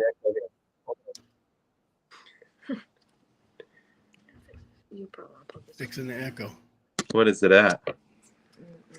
You dying? Hold on. I got problems here. Oh, yeah. Oh, it's because we shrunk up. Let me see if I can. No, I got it. There we go. No, if you ever see me in a tie, you know something's wrong. Yeah, that's what I thought. I was like, man, if he's in a tie, he just got out of court. He just got out of court. Smuggling mules from Mexico to New Mexico. My $50,000 mule. You're way north. I am way north. This is some amazing country. Where you at? Up in Michigan. Oh yeah. Yeah, that's you've probably never seen grass grow like that. And trees. It's green. We were sitting out there looking at this place. I was talking to a guy that lives up here. And we were looking at this, and I said, "You mow this?" And he said, "Yeah." I said, "How long does it take you to mow it?" He said, "About 2.5 hours." I said, "How often do you have to mow it?" And he said, "During the spring, summer." He said 2 times a week. God almighty. Would you love to put your mule out there? Well, that's what I said. I said, "This is me." I said, "I'd fence that sucker off and I'd feed out 2 or 3 cows on that thing." I got some buddies in Minnesota, and like where I live, you can run one pair on 120 acres, Yeah. There's no grass. And these guys are waist, belly deep in this big green grass, and their cows, they got black Angus cattle that look like Jersey or Holstein milk cows, Mm-hmm. And they're like, "Look at our cows." And I said, "They're fat." I said, "There's nothing to them." I said, "Go look at our cows. They're solid muscle. They're big, meaty, rangy things." And he goes, "Why are your cows built so different?" I said, "Because they have to walk 6 miles to get a drink of water. They got to walk 6 miles back to get a bite of food." Yeah. They have to work They for have to work for it. They have to work for it. Well, them guys say some of that country, they can run a pair on an acre, and you're just like, that's not Arizona. We measure how many we can run per section. That's exactly what it is. Like 8 per section. It's something. It's terrible. Yeah. This is beautiful country. And something, the people are really, really nice out here. I mean, like we had to go to a grocery store and different stores and stuff, and extremely friendly people. You hear a lot of, "Oh, don't you know?" Don't you know? Yeah, but yeah, no, they're real nice. So that's cool. Yeah. Yep. How's the weather? Anyway, what are we talking about? You guys are trying to start a National Hound Dog Association? No, well, you said you were going to start it. No, not me. Chris is the politician of the group. I don't know about that. Someone asked if we had a National Hound Association, if we could get more money that way, someone that actually fought for everybody. But then it would work if you got the states together and everybody had a hound rendezvous and made money and sent that money to the National Hound Association. Well, look at the people that show up to Blue Tick Days and Walker Days and Autumn Oaks and all that stuff. If you could pull one membership out of all that stuff, man, you could do something great. But would guys do it? You can't even. It's hard enough to get guys on a state association that want to support your own state, no less national stuff. It's people just need to put their egos aside and just join an association just to help out and have a voice. Yeah, it's so segmented too. You have the lion hunters and the bear hunters, and then and those coon hunters. They all live in their own world, and it's. I don't know how you would get everybody together. It would be tough, and I think, like somebody said earlier, that you would have to have maybe some kind of celebrity that right, and then have a legitimate organization that could have some oversight where people send in their money or whatever. Then there was verification to know that it was going to the right places, that it was being used correctly. Yeah, but everywhere, just like Vermont, they were fighting that bear hunting. West Virginia, Colorado's fighting lion hunting.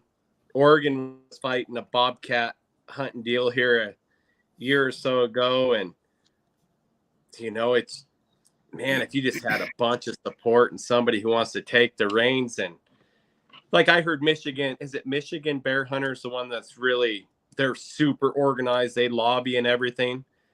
Yeah. And if they can do it in their state, look at the support they have. So are they doing more offense than a defense? I think that's important as hell, is doing an offense, keeping the public aware of what's going on. That way when these antis come in, the only thing that they're trying to get rid of is lion and bobcat, but they put that jaguar, the ocelot, the Canada lynx, none of that stuff that we have on that little pamphlet. So it's almost deceiving. It's like false advertisement. They're not doing it. This is my belief. They're not doing it to end dog hunting. They're doing it to end hunting. Period. If you can start with the predators, and get the predators at a really high concentration, there's not going to be nothing left to hunt. Deer numbers are going to drop. Elk numbers are going to drop. Everything is going to drop. But I believe that's what they're doing. They're going after hunting, but they're doing it smart. Introducing wolves. Colorado, come on, man. They're not doing that because they want wolves. They want in hunting. They're doing it to get a big pack of wolves to knock down deer herds. So instead of having 100,000 hunters in the state, they're going to get down to 40,000. And then pretty soon, not going to have nothing to hunt. That's what I think's going on. But of course it is. And it's the way they frame it. They frame it in such a way that the average person that doesn't know any different, they feel sorry for the animals for one reason or another, because they don't know any different. And those are the people who are going to vote, and they see it a certain way. So as long as we're all talking to each other, and we don't get out and have a broader appeal or a broader stance towards regular citizens to educate them. And it doesn't. Yeah, the average guy working or woman working lives in the city, lives in an apartment complex or whatever, and they see these dying animals, and you feel sorry for them, and they're going to vote against us. And I don't know exactly how you can convince them otherwise. Is that true about Ducks Unlimited? Anybody heard that?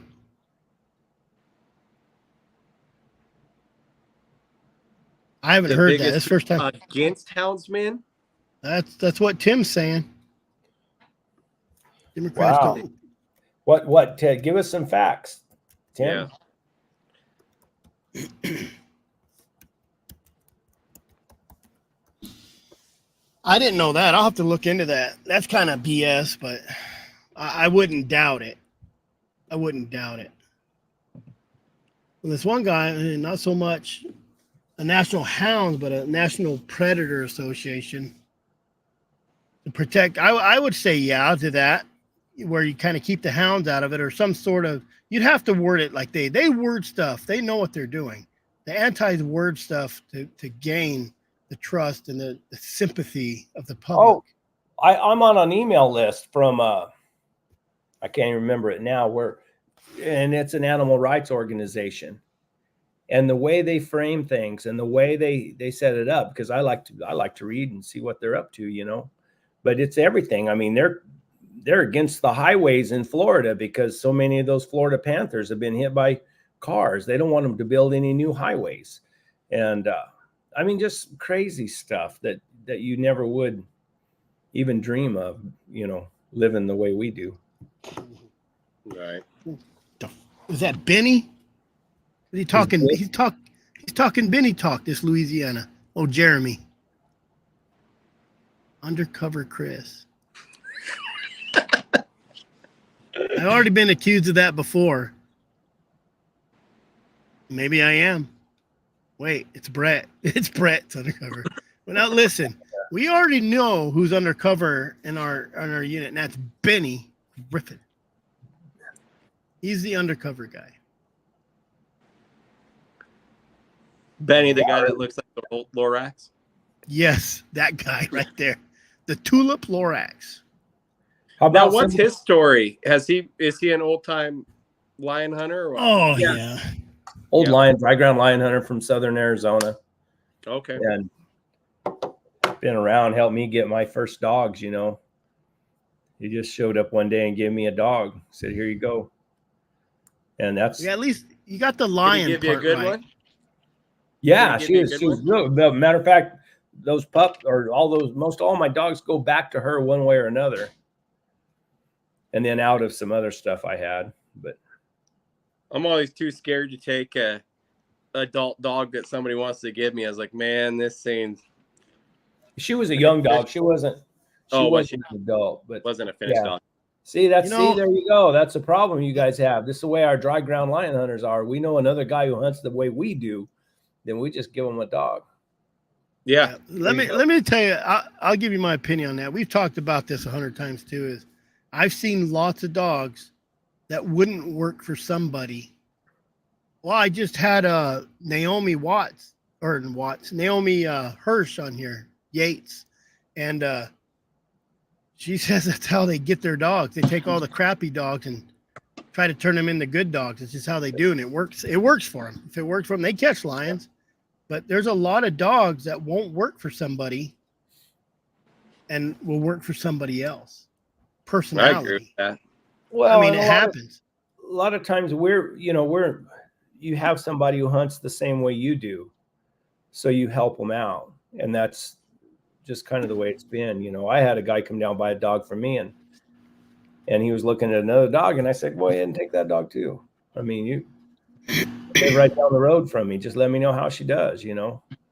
Yep. Of course, I'm not going to make any money selling dogs. I don't know how a guy could. Not hounds, Labradoodles. Oh yeah, right. $1,800 Labradoodles. Yeah. Sell them all day long.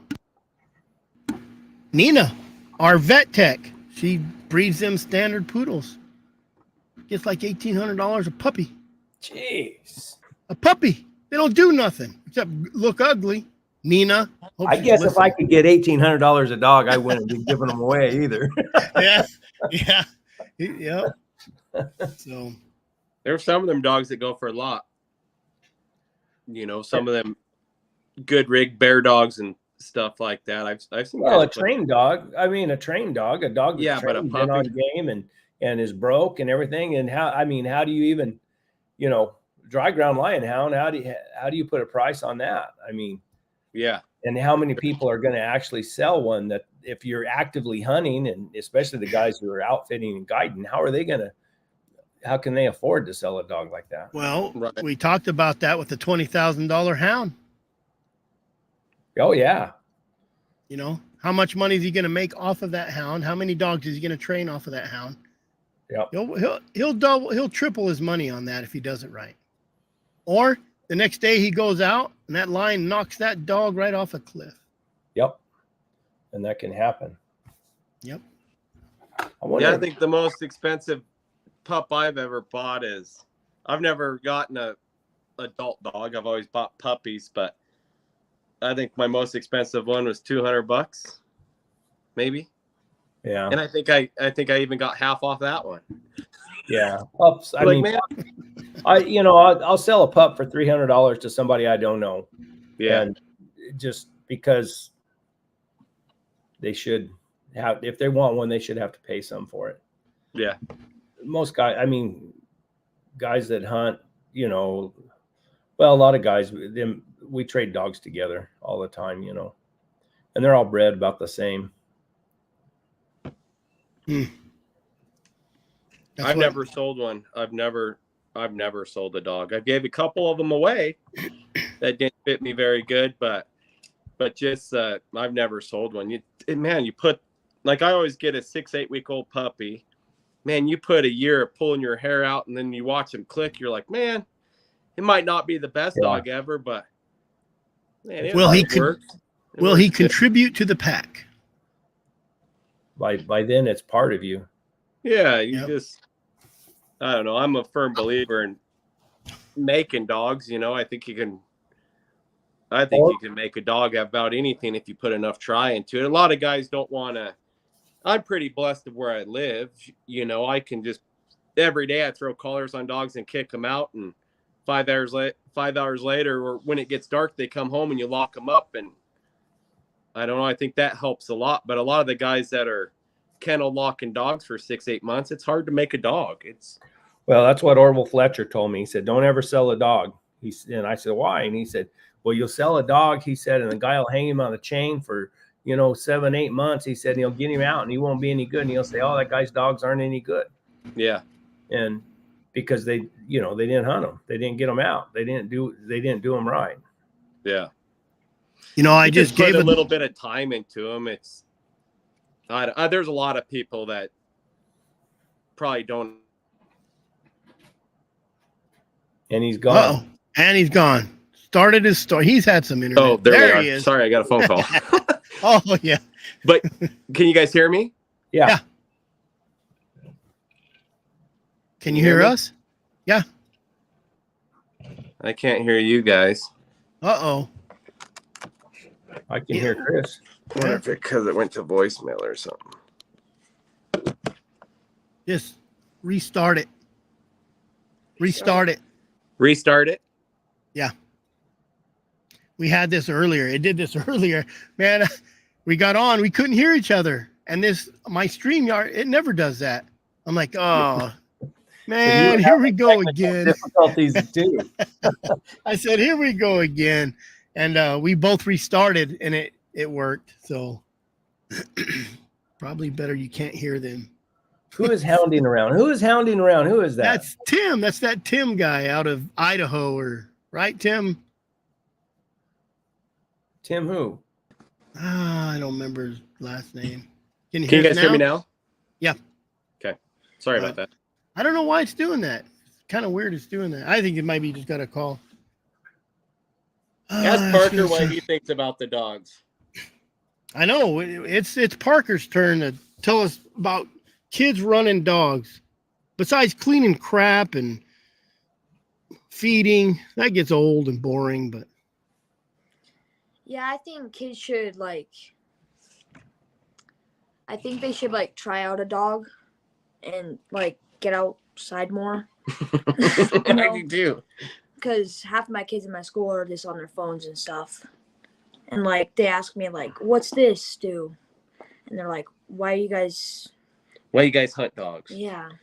Parker and his little kid, you thought everybody had a whole yard full of hounds, didn't you? Yeah. He's like, comes find out not everybody has a bunch of hound dogs. It's like, no, they don't.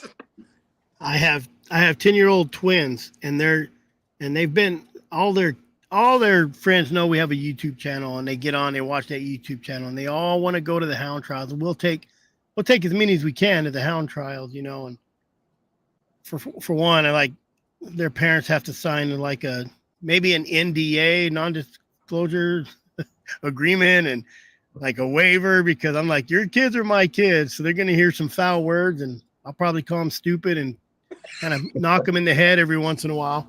I said, but they'll live. That we just took one last weekend, and that kid threw his jacket on the ground, picked it up, threw it on one of those caterpillars that have them dirty spines, got in his shirt. I mean, just welted him up real good. We gave him some Benadryl or whatever, but called his mom, is he allergic to anything besides this caterpillar? But they have a good time, and I think the best thing Parker to do is get some of them kids out there and, and let them know what you're doing. Mm-hmm. I have a friend of mine's son, and he's about, how old is Colton now? 20? I went and caught a lion for him when he was about 16, I guess. Big old Tom. And it absolutely ruined him. I mean, now he's got 3 of my dogs. And not only that, he has some, I think Seth or somebody from that has gotten him a couple sight hounds too. And that kid hardly ever sleeps. I mean, they have all that farmland in the valley up there. And he's running coons and bobcats and chasing coyotes and doing everything in the world. He's a good, and now my grandson's going over and hunting with him too. That's So awesome. that's pretty cool. It is really cool. Kennedy It's cool Crew Outdoors. Where are you from, Kennedy? Please don't say California, because we're going to make fun of you. Inevitable. It's funny about the kids, because when you take them hunting, when you take these young kids, like he's been bred, I don't know if you missed a bunch of it, but I've had him hunting since he was a baby, just dragging him around. And then, you know, you have to have hunter safety to do fur bearing animals, bobcats, and you had to take a gun away from him. He's like, that's a big one. Let's shoot it. It's like, man, we can't just shoot everything. And then in Wyoming, you got to be 12 to kill a lion. You know, when he was, I think it was 10, we went to Idaho, went bear hunting, and he got to shoot his first bear. No, you were 11. You were 11 coming 12. Mm-hmm. But he got his bear first, and then lion season comes, and he's seen a pile of lions in trees and stuff, and everyone we caught, good enough. I was like, no, it has to be a big tom, man. It has to be a big tom. You got to tell him the story about your. Well, when you're young like that, you're a little bloody. I mean, you. Yep. Oh, horrible. Give us a story. Give us a story, Parker. Parker has a lion story. A good one.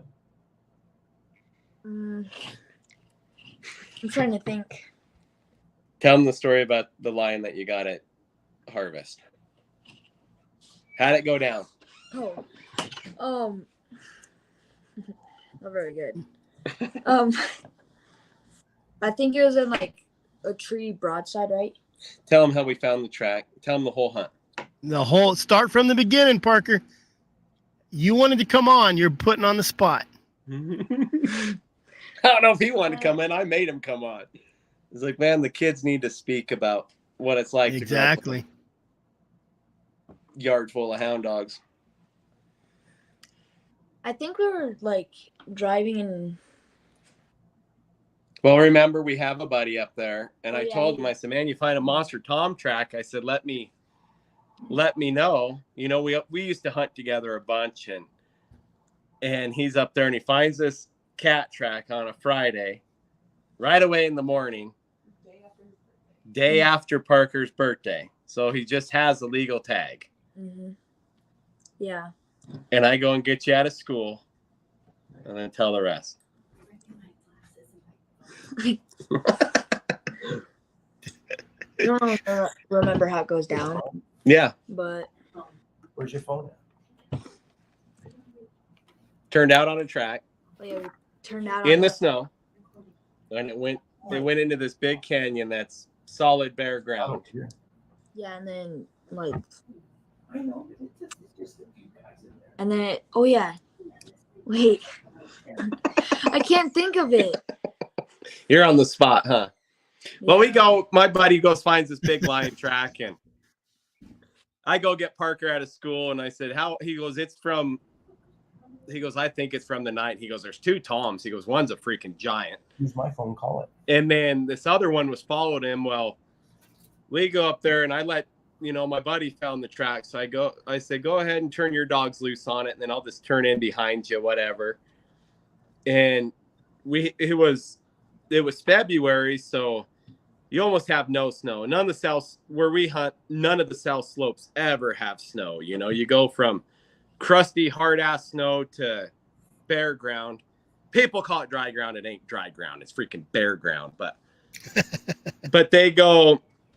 these dogs are trailing. They go up. They go about 3 or 4 miles. They make this big circle. They come down this creek bottom, and we got this big old trashy plot hound he's something else, man. He's a locating freaking machine. This dog he's a true locate dog. People talk, I got a tree dog. And I said, yeah. I said, there's a difference between a tree and a locate. True locate dogs, pretty special. But he goes up and wins this big south-facing rim, probably where the lion was laid off a kill. And that plot pulls up there and goes about 400 or 500 yards all the way up this big rim.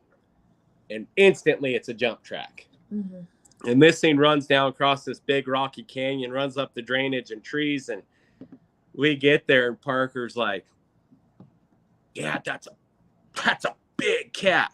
I said, that's a female, man. I said, that's a little female. He goes, look at the size of its head. And I said, it's a female cat. He's looking under and you could see the frustration in his eyes. He goes, Dad, that's a big tom. Look under his tail. And it was it was a big cat. You could just look at him and be like, man, that thing's big. You know, it was definitely a Tom, you know. Me and my buddy Josh, we just completely screwed with him. And he was to the point where he's mad and we started tying dogs up and he goes, it is a Tom, right? And I said, Parker, that's a hell of a lion. I said, that's a big cat, man. I said, here's your opportunity. Whacked him, and it was a good one. 150-something pound Tom. Really nice. Pinheaded thing, but you know, and I said, now, Parker, you got me beat. I said, you killed all the bobcats I've caught. And I said, you still beat me to your first lion because I still haven't ever killed one. There you go. Yeah, I knew Jeremy was going to bring up the cheater dust. I knew it. Hey, I never talk about cheater dust. That's Benny. It Cheater is. dust. Cheater dust. I always tell everybody the same thing, man. If I had snow, I'd be out there tomorrow looking for a track. Yep. Oh, man. Doesn't mean we can't poke fun of you snow hunters for it. Well, we can't. Yeah. It don't snow at 1,500 feet. I'm gonna tell you that.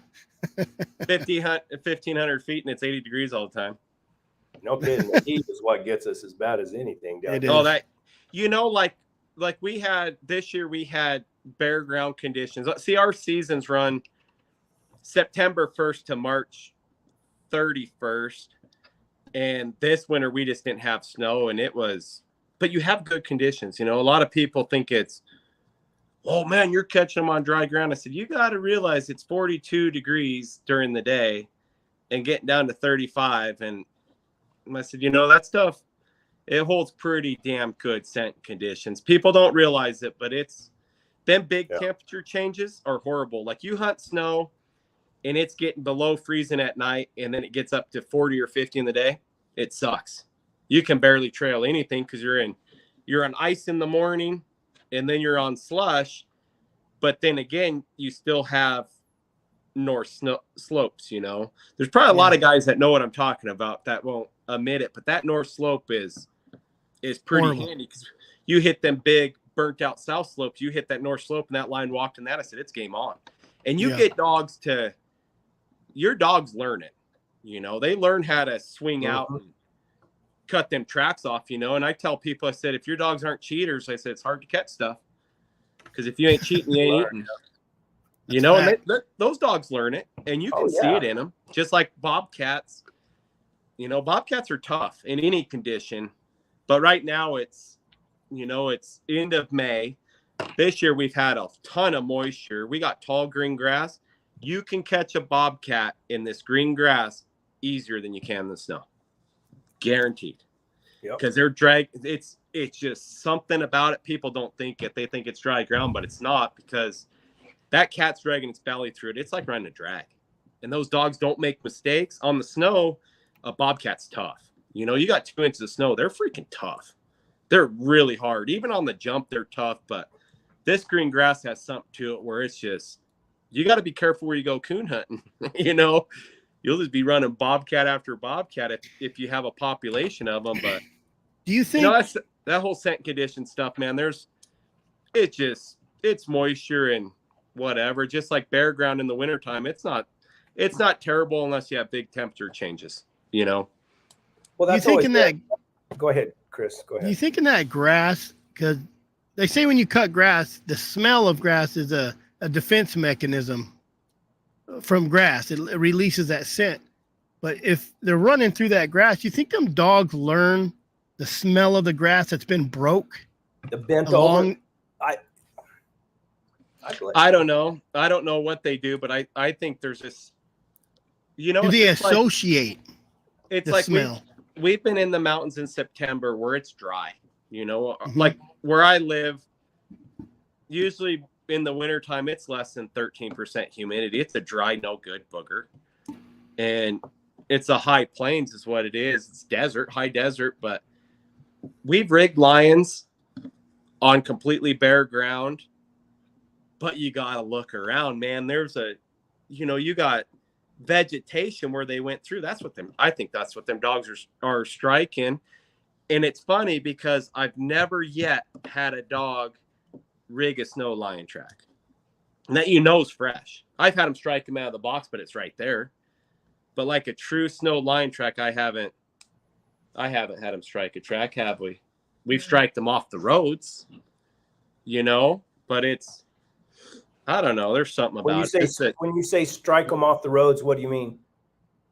Rigging out of the box or on the rig. Oh, but not in snow. No. Yeah. You know, I've seen them blow up on a track that might have just walked in front of us. You know, So about super fresh, really good snow conditions. They sure in the hell will strike one of those out of the box. But have you rigged a scrape before? Yes. That happened to me. I didn't even know, dog. A lot of bobcat scratches, man. A lot of bobcat posts and toilets. I didn't even know dogs could do that. And Mike Martell, I mean, in our country, and I had Mike Martell came down and went hunting with me, and I took him up to the mountains. I took him up to the high country, and we were driving over the pass. And I had my old sissy dog back there in the box, and of course the doors they were hanging their head out, and she was smelling the air, and all of a sudden she whoa like that. And he said, "What's that dog doing?" And I said, I don't know. She's just barking in the box. I'm gonna go back there and smack her. And she did it again. He said, "No, that dog's smelling something." And I said, "Yeah, probably." And he said, "Is she broke?" I said, "Oh yeah, pretty. You know, she's pretty bent. She's not totally broke." And there was the lift, the scent was coming up out of the canyon there. And he said, "We need to stop." And we make a couple little, with little horseshoe turns going down the mountain. Got down there to the canyon, pulled off, and she ran up there underneath a tree, and she had rigged a scrape over there. Couldn't move a track though, probably. Couldn't trail the lion. Couldn't trail the lion. She just barked on that scrape. And but it kind of opened my eyes to some things. And I thought, man, how many times have I disciplined those dogs for barking in the box? And they might have been rigging on something, because I've never rigged or anything. Even when I ran bears, I mean, there was no rigging. I've always hunted the same way. I try to get on a mule and go through the country. But I was learned from a guy. He schooled me on hounds. The guy who gave me my first hounds, and he didn't have no shot collars. I think the shot collars he had were looked like 6-volt batteries on a collar. They were just big, dumb ones. And he never used them anyway, but I remember him telling me one time, and he was a hardcore old school. Like, if them dogs rigged a coyote or trailed a coyote, what he did made me suck my thumb in back of his truck. Like, oh my God. Like, I was first in the hounds, and he's just a rough guy. That's how they trained him back in the day. There was no beep, simple stuff. He said, if your dog's rigged and you get out and there's a bunch of deer tracks, he goes, don't go to whooping on your dogs. He goes, you better walk around. He goes, because those lion, they'll follow those deer too. He says, right there. I learned the hard way. He says, I had deer cross the road, and I said, that son of a dog, and he got out and he whooped on that dog, and he drove up the road. He got back in his truck, went to driving. He says 10 feet behind him, or wherever he found that lion track that was walking them deer too. He said, always check your track and always trust your dog first before you go judging. At least find out what they're truly running before you light them up. Yeah. I've seen it. We've been running stuff. Parker's bad about it because he thinks everything we own is just a bunch of trashy mutts. we turned out on it. We were hike hunting and struck a lion, and it's crappy March conditions, and they go up. Well, we get on a north face that has some snow, and it's nothing but deer tracks, and them dogs are on top of them, just blowing out of the country. And he goes, "It's all deer. It's deer. I'd shock them. They're running deer." I said, "Parker, they don't run deer." I said, our lead dogs are our old dogs. I guess I shouldn't say lead dogs, but our old more dogs experienced. Our experienced dogs. They've caught plenty of cats, and I said they're running the front. I said they're not chasing deer, because we get a puppy every single year, whether I want one or not. We get a puppy. This because it's fun to train dogs, well, work dogs at least. But he goes, you got to shock them. They're running deer, and sure enough, you go 400 or 500 yards up that trail. There's them deer just walked that post hole of that lion. They're going to use path of least resistance also. And I got crap from a guy up there this year. I was up there by myself, and I'm walking this deer and elk trail, and he's checked every road in the country, and I was going to go to this spot and start hiking. And I have this really good cross, and I look and I start walking this deer track, and he goes, "Still don't know the difference between elk and lion tracks, huh?" I said, "No. Nope, just seeing what's going on." And they take off, and I walked up that, and 200 yards, here's a big old Tom track leaving them elk tracks, you know. And then I come back, he goes, "How'd you do?" And I showed him a picture, and he goes, "Well, where in the hell did you catch that?" I said, "You missed it back there." I did. I said, "Yeah, you ran right over it, man." He's probably going to be watching this too. the first bear, Dirty, rigged on his own and started trailing.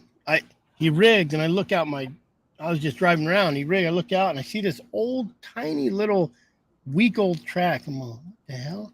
I let him out. He gets on the ground, goes. He goes good. I'm like, man. So I walk around a little bit, and I find a big track. I'm like, oh, there's the fresh track. So I let a couple dogs out. They go trailing.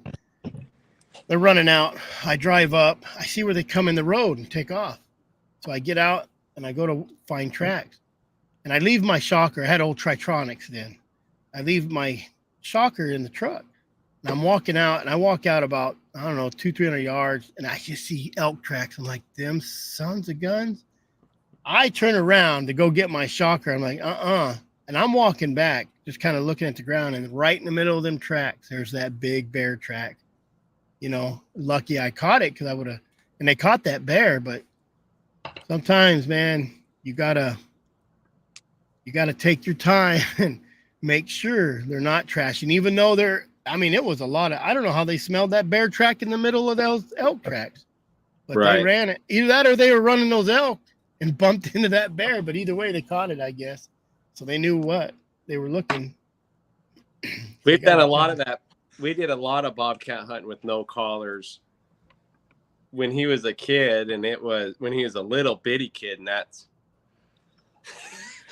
it's fun. You know, you really didn't need collars for bobcats, because they might go a couple miles, but they usually, once they're jump, man, they'll give you a pretty tight race within a mile or two, you know, do some circles and stuff. But that lion hunting in them big mountains, we used Johnson collars with the wildlife box, and man, that thing, I still have it too, and I still couldn't run that damn thing. That was an art. You know, you'd walk a lot of miles backwards before you realize you were wrong. Following that beat, bouncing all over those mountains. Yeah. You know, and it's so weird that it does it. And I think these new collars, I think they get a lot of interference too. You know, when you get interference nowadays, you know, there's somebody else up there hunting with the same track codes as you have, you know. But them old days, when like the bobcat hunt with no collars, man, it teaches you so much. Yeah. You learn to trust them. You learn to get in front of them and see what the hell they're running. That's fact. Guys, I'm going to have to bug out. What time is it over there, Brett? Good show. It is 10 o'clock. Oh, time to go night-night. Yeah. All right, Brett. What time is it in Arizona? 7. If you start a national houndsman organization, I will support Chris. He needs to run it. Eesh. And I don't know. I don't know. I don't know if I could not control my mouth. Oh, I'd make more people mad after a little while. Yeah, probably would. I don't. We could always get old Robert De Niro do it. He's doing a good job speaking for the Democrats. Yeah, Robert De Niro is. Didn't he just do a good job speaking for the Democrats over there at Trump's? You didn't see that? Didn't he do something running down the road? Look up Robert De Niro at Trump's court hearing. The guy. I'll tell you guys a secret to a happy life, and that's don't watch TV. Watch YouTube. Oh man, my dad likes watching that news. It's. I don't either. If I watch the news, I don't think me and my wife watched the news for 3-4 years probably. You can't watch the news, man. It's ruining the world. Yep. Oh, you're right. I don't watch it. It's sickening. It's bad. All of them are liars. Everyone. Every No single one of matter them fires. no matter what side they think they're on. There's our politic talk for tonight. All right, Brett. Guys, we'll see you. Thank you. Yep, see you, See you Brett. later. All right. Yeah, politics. I can't stand it right now. My dad likes to watch that news, but you got to look up that Robert De Niro thing. It's on YouTube. I mean, they hammered him. He's out there just talking mad shit, and they're setting off car alarms. They're F-Joy. I mean, it's bad. I mean, and now everybody everywhere is just hammering him. It was just stupid. I don't get the politics, man. It sucks. Well, I so appreciate what's your that? plan for your Arizona deal with the youth? Man, if I had a choice, I'd run it like a business and make millions of dollars and take that millions of dollars and run around the country with a hound to every school. And I would Carl Boykin does that puppy hound giveaway, the Great American Hound Puppy Giveaway. And you'd have to just get people like that. You'd have to get people interested. I think you have to run it like a business, just like Jesus does. You know, they got money. You have to have the money, and you have to make people aware. I think if you could find some big donors and where you had enough money to print out some pamphlets about the truth, if you had enough money to go hit these schools with a little hound, show people, you know what I mean? You have to make a presence. I really think I've took 3 people out last year, bumped into 3 people that didn't know nothing about hounds. One guy, an archery deer hunter, walked into a tree with me. Never been on a tree. And he was just like, wow. I said, listen, if this is a big boar, you can shoot it. I don't care. You know what I mean? Like, I don't want to burn my tag. I'll keep hunting. But it was a little boar. And I said, you don't want this one. I've had deer hunters walk into my trees like, man, that's a shooter if you don't want it. I'm like, listen, I'm telling you, you don't want this bear. It's like an 80-pound bear. 90. I said, you won't be happy with it when it hits the ground. It looks big right now and it's pretty, but you see those, it looks like a German shepherd in the tree. The ears were so big. I said, that's a small bear. But if they were sitting in the stand and that old bear walked right by him, they would have whacked it, you know? Yeah. But I've took 3 people last year and educated them the best I could. I'm no Albert Einstein, and educated them. And they're like, I didn't know that. I didn't know that. Oh, I didn't know that. They think us hound guys are just out raping, pillaging, and plundering the whole countryside. And it's not how it is. And once they find out, and if you could take somebody out, just that one person, I've always said this I don't do great hound. Brett does the YouTube way better. I just write his coattails and he tells me what to do and not to do. But I've always said, if I get one person that likes my video, that I've made a difference in their life, I'm good to go. I don't care about bad comments. I got thick skin. Like, I'll go toe to toe when it comes to talking crap. But I think a national association or alliance would be beautiful, but you'd have to have all the states in on it. You'd have to have every state, whoever's an organization, coming in on it and saying, we support you and they support us. But I think you have to somebody has to find that one person that has the money, and he's an older guy that says, I believe in this, and supports you. Because it's easier. I've always said it's easier to make $100 by getting $10 from 10 people than it is to get $100 from one person. Right. But you have to get a houndsman to give you $10, or just the general public. You have to play the game that the Humane Society of the United States plays. And that's almost, I don't want to say being deceitful, but they're deceitful. They're bad. And you have to watch your words. You have to use conservation and watch your words and get people to look at your side of the story. But to do that, you have to be almost deceitful to get them to look at your side of the story, you know. And we've talked about this before, is social media. All these yahoos, and I'll probably get a lot of hate mail and whatever, which I don't give a shit, is watch what you put on social media, man. Like, send that video to your friends. You don't need to, I don't need to, anybody that sees a bear hit 3 branches out of a tree bounce and you run up and shoot it while it's groaning, that's just dumb. That's idiotic. That's not, no, there's no intelligence in that post whatsoever. I don't care who it's for. I don't care if you took Jesus hunting and he was standing there and did it. I still wouldn't, you have to keep it off social media. You know, just like you and me talked on the phone a while back, it's social media. You know, if the anti-hunters really wanted to get their info, just like I told you before, they can go to a hunting show. Yep. Hunting shows show kill shots. There's, you know, meat. I don't know if Meat Eater showed it, but everybody that shoots a lion out of a tree or a bear out of a tree, they show the whole thing. And, you know, and if a guy does it on social media, I don't do it. I don't show kill shots or even stressed out animals. I don't think you should. But bay ups and stuff, guys walking bears and stuff, I don't even think that's good, but you can find it anywhere. You know, it's on national television, you know, on hunting shows. And if they want it, they're going to get it. But I still think people should pay attention to what they post, you know, for sure.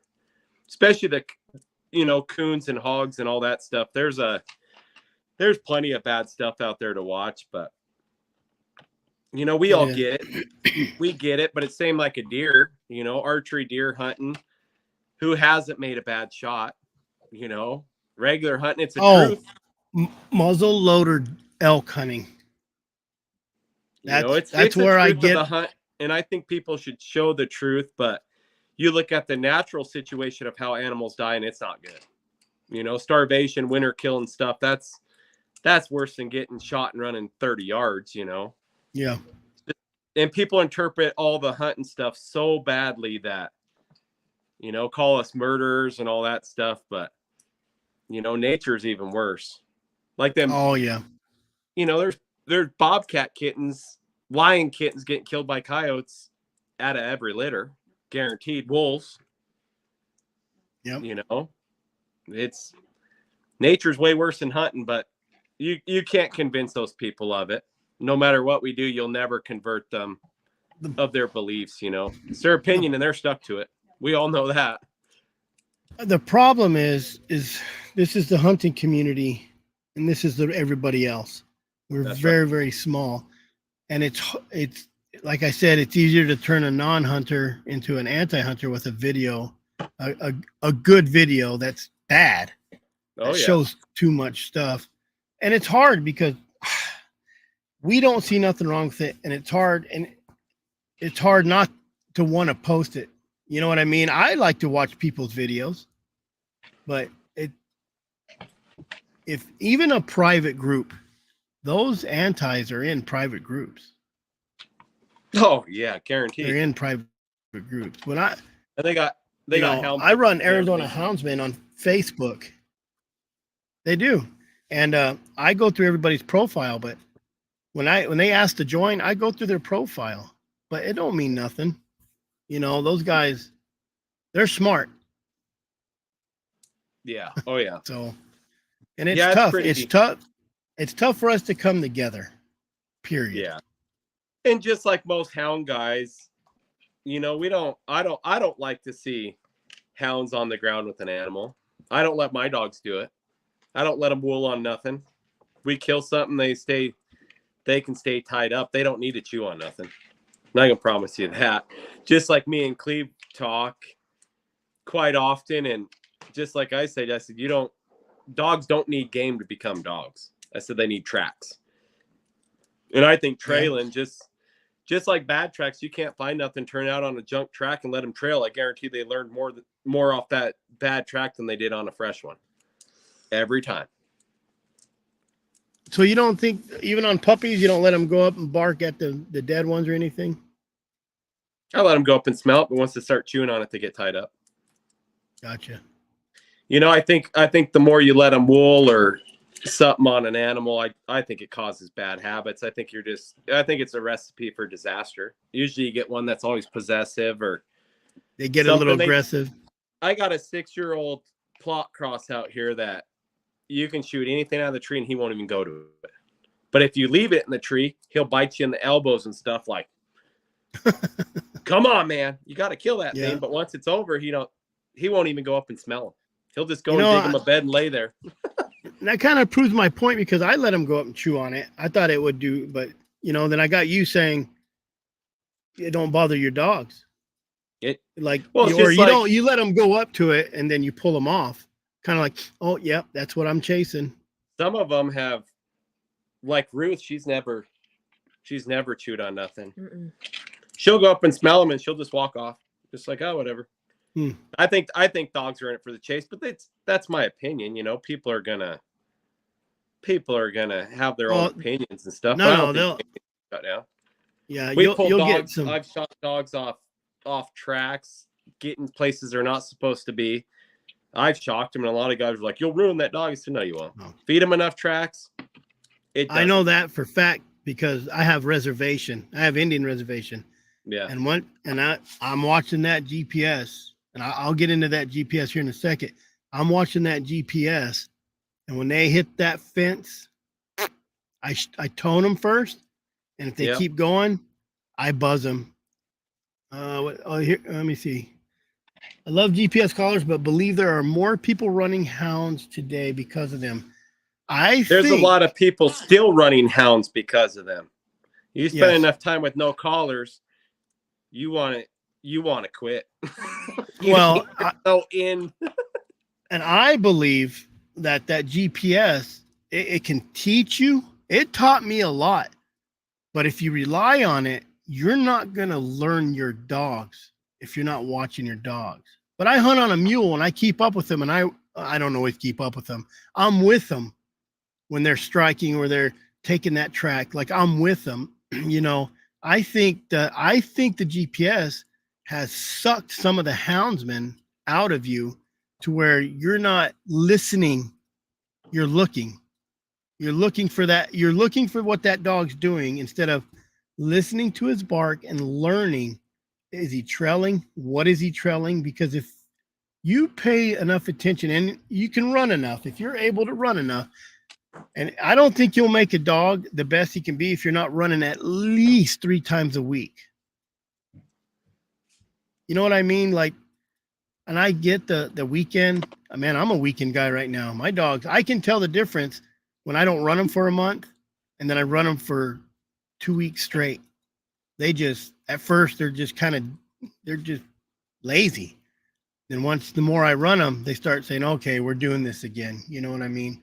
But I think that GPS, I think it sucks a lot of houndsmen out of people. I think you don't pay attention to the dog, how he sounds, which way he's going, how he's running. You're too busy looking at that. Well, it's funny because even at a hound trial, you'll be doing them big races, I noticed it a lot this last trial we went to, and I even pointed out to Parker, we're running a drag. There's 60, 70 dogs in a race, right? Nobody has signal, and people are sitting there staring at a GPS, and I was like, what are you even doing? They're going. Like, what are you looking for? Yeah. I was like, dude, you might as well just go and wait and start seeing what's happening. I don't understand why people are looking at it. Even at a trial, you see it. Guys, they're just staring at the GPS, and I was like, what are you even doing? Like, that dog. The iron dog deal, we didn't even have our collars turned on. I didn't even have my GPS with me. It ain't gonna work anyways. So I put collars on my dog just to have, in case there's a dog fight, a dog start, whatever. But I have young puppies. To have a collar on. So I have a collar on them, and The only time I used it this last weekend is I ran that dog I told you I didn't like, Halado. I ran him, and this dog never been on any of this stuff ever. And he ran to the tree, and then he left. I'm like, well, I'm going to see what he's doing. He followed the track back halfway, went back to the tree back. We had to run another set so he would jump in with the dogs because he kept trying to trail it. You know, he didn't know what he was doing. He's young. Like, this first time he's been on any of that. But, man, I tell you, that's where you learn, too. I watched that dog. He didn't just run off into the woods chasing squirrels. He was trying to get that. He was trying to figure, what is this, you know? So, but like I said, man, I think you have to really pay attention to your dogs. Yeah. Get your eyes. Like you said, they sit there and stare at it, waiting like, man, watch what your dogs are doing, because I'll know when I'm running a bear or a coyote. Like, I know how the bears run those. They'll go up those mountains. They do a little circle. They come back down. You know, and I could tell what it is most of the time. I'm like, yeah, that's a bear. That's all I know, you know, and you can hear them. But I know my dogs. I know. I'm like, dude, that's something. It's something. They're not just running a trail. They jumped it. And a lot of guys, the younger generation, man, they rely on that GPS. You know, and even, I don't know, it's awesome. You know, I rely on it too. But man, just set it down and. But you know your dogs. Yeah, you know them. Even my wife does. You can hear one dog bark. She's like, "What's Susie barking at?" You know, or yeah. You know, and you got. I think I have 7 hounds now, and you can tell every single one of them. You know, and there's a lot of guys that are like, "Oh, my dog." I was like, "That ain't your dog." How many people ask you that? How many people say, you're like, I'll have a dog bark. I'm like, shut up, Sydney. They're like, how'd you know it was that dog? I'm like, man, trust me. When you're with your dogs, you know your dogs. And I've had guys get into hounds, and a year later, like, yeah, I get it now. Like, yep. And everybody should know the sound of their dog, because it's just like having a kid. You could be in a crowd, you could be at a basketball game, and you hear Dad, and you look like that was Parker. Oh, hey, how many times has someone said Dad, and you look over like, what? Just out of habit. Yeah, I do it a lot. And then at the hound trials, I hear a dog bark. I'm like, shut up. I'm like, oh shit, that wasn't my dog. You know, I'm like, oh, but it just habit. I'm like, shut up. Yeah. Someone else's dog. You know, those field trials, they're cool, man. The best part of them is just going there. And I've never seen anybody get in a fight at a hound trial. No. You know, I said it's the best place.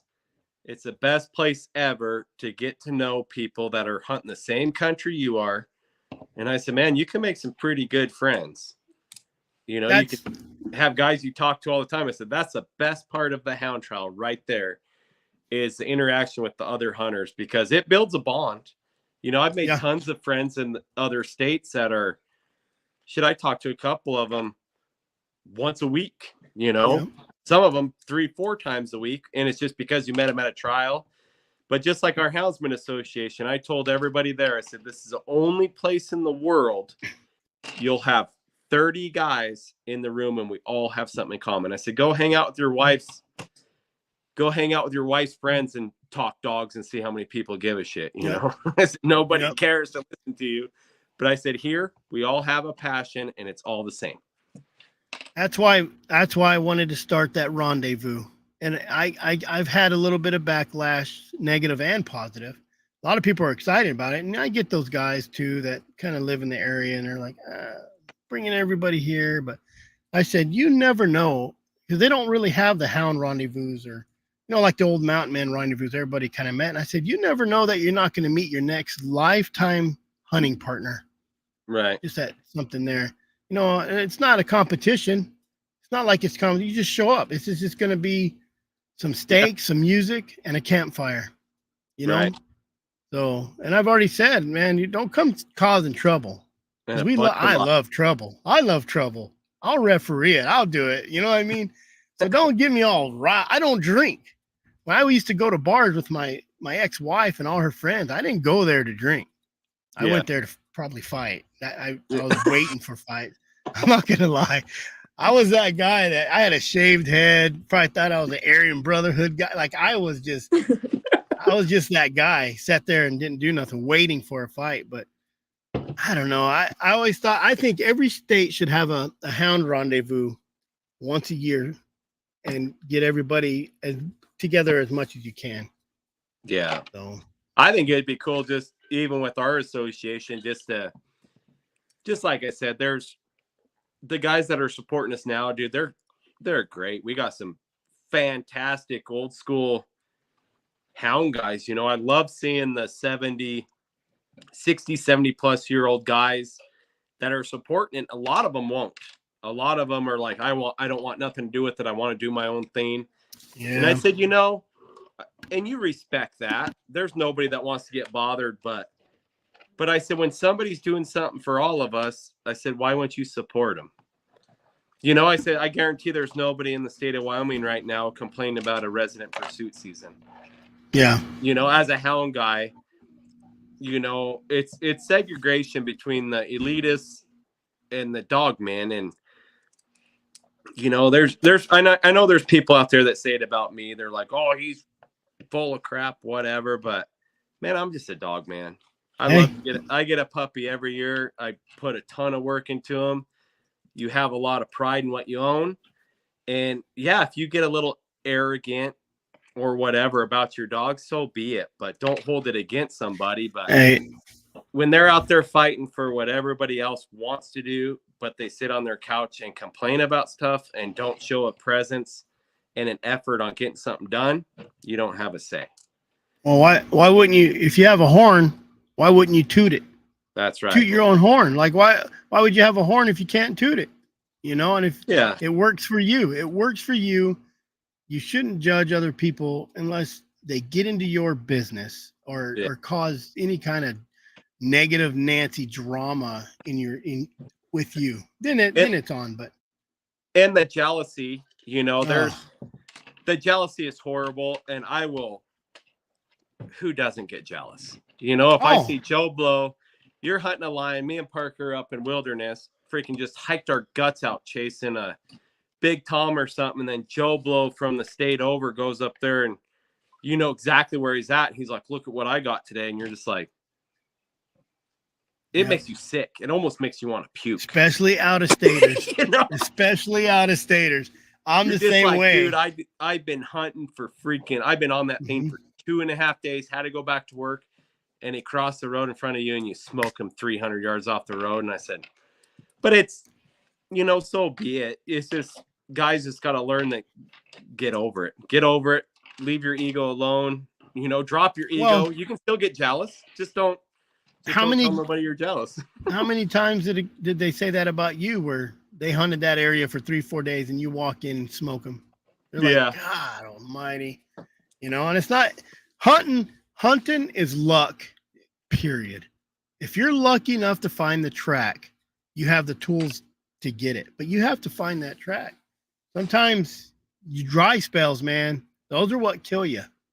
Yeah. You can't find a track, or you're trailing. You're like, man, I know he's here. Right. And then you don't get it. You know, that's the stuff that gets you down. Yeah. See, we don't like when 90% of my hunting is just fun hunting, you know, just going out, catching stuff for trailing. But our best times are spent on bare ground, just getting smoked, man, trailing stuff backwards for half a day. And you're like, and Parker's like, we should go and restart it. I was like, there's no way. Like, hey, you know, we're take gonna some have to of that. Cut some country, man. We got to get these things going. Take some of that energy, put it in a little pill bottle, and give it to me. That way I can keep going.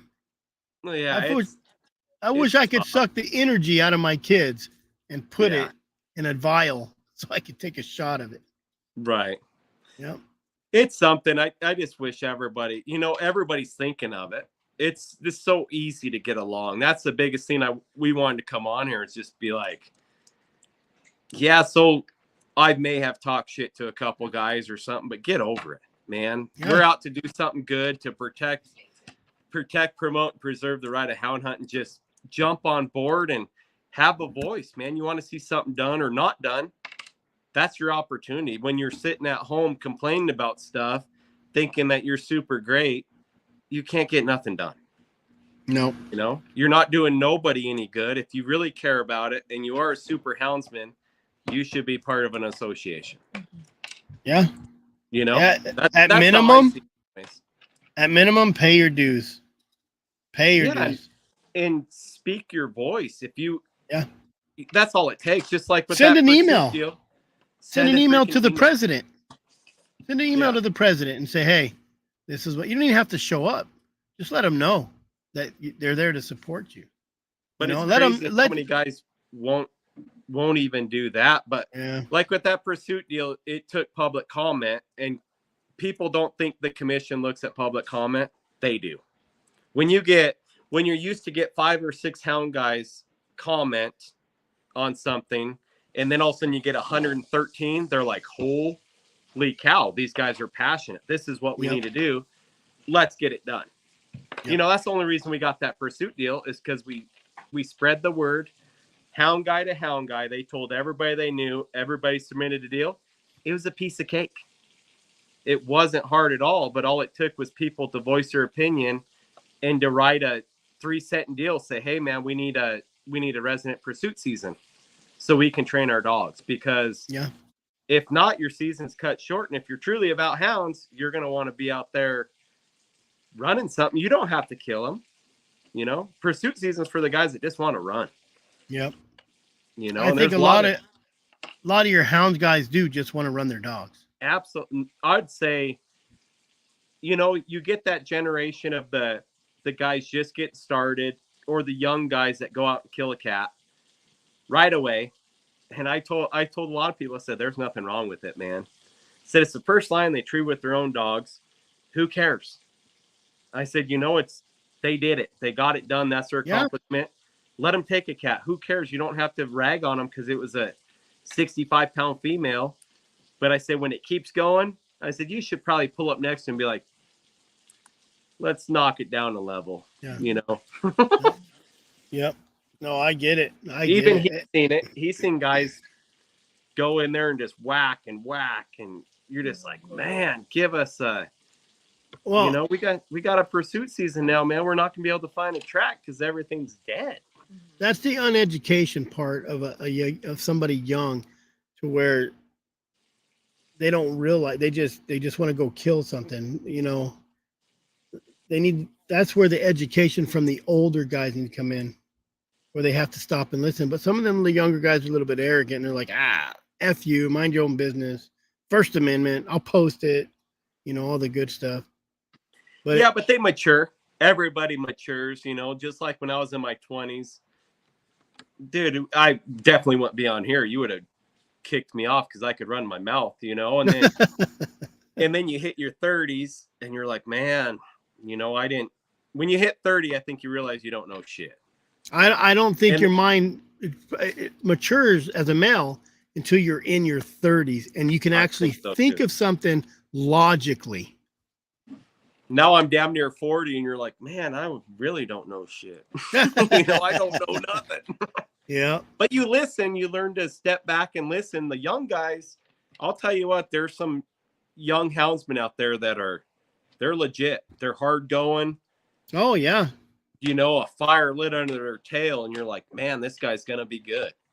Yeah. You know, if you got a better set of dogs, he'd be pretty damn good. Just because they put in so much work, they have the energy and the drive, but it's sad to see a lot of them get going like that. And then all of a sudden they're like, what happened? Like, why did these guys just quit hunting, you know? And it's usually caused by an interaction in the mountains. I think by other houndsmen. I think hound guys think they own territories and they start kicking people out and that guy's just done dealing with it. Yeah. I've heard a lot of those. I know an area where I live, there's a set of people who do that. Bully. They like to bully. And I'm like, you just got to be careful who you bully. You bully the wrong person in life, you know? You don't want to bully the wrong person in life. But some of them guys, you're right. They get a little intimidated. And you hear it a lot, too, later in life. A lot of these older houndsmen says, I got rid of my dogs and got good dogs, and I became a hunter, a hound hunter. You know, because when you're young and people give you dogs. I know people right now, they were young and people were selling them dogs. And I'm all, that dog's not, I don't know what you paid for it, but it's too much. Yeah. If $1 is too much, you know, and then all these young guys, these older guys give away dogs to them. And if someone's giving you a dog, probably not a good dog, you know? So. And it's just like the breeding thing. That's why I've never really I've never bred hounds, because it's scary where they go. Yeah. You know, you're like, if I breed my Susie dog, I pretty much have the guys that I want to have one picked out. Are those pups going to go to kids? Probably not. Yeah. Just because somebody's going to get one of those dogs and they're going to shoot them, because they are freaking nuts. They're so hard to handle. They're wound up. Those dogs need to be in somebody who's experienced with dogs and know what they're really capable of doing. And then there's just, like I tell guys, I said, if you're getting started, what I would go do is go get a blue tick. And they're like, why? And I was like, because they're tough. They got tons of drive, and they're pretty damn smart. I said, you can put a blue tick in the front yard and he's going to chill out. You know, and I said, you can shock him on accident and it's not going to hurt that dog. Yeah. Most of them, I'm not speaking for every blue tick, but that's just, you know what I'm saying? Them houndy dogs, they're tough, aren't they? Yeah. Yep. You know, and then you get these high power racing crazy things. You shock them, you hurt their feelings, they're done. They'll be at your feet. And that's another thing that the youth needs to look at too when they get dogs, is how they handle. You know, you need something pretty tough that you can't really screw up, you know. And that's why I've always liked the blue tick breed, is they're just tough, man. Yep. They just want to go and hunt, and they can take a shocking or two, or a lip whipping, or you can hurt their feelings and they're your buddy again. Yeah, they want to go. Dog cross, man. You lay a hand on them, you broke them down. No, I've seen some of those. I've absolutely seen some of those. They're pretty fragile. Yeah. But well, Luke, a lot of information tonight. Yeah, we could probably go another 3 hours just talking about information. I appreciate you coming on. A lot of people that know me know I'm a talker, so they hang up on me after a while. They're like, gotta go, and they just hang up. My wife,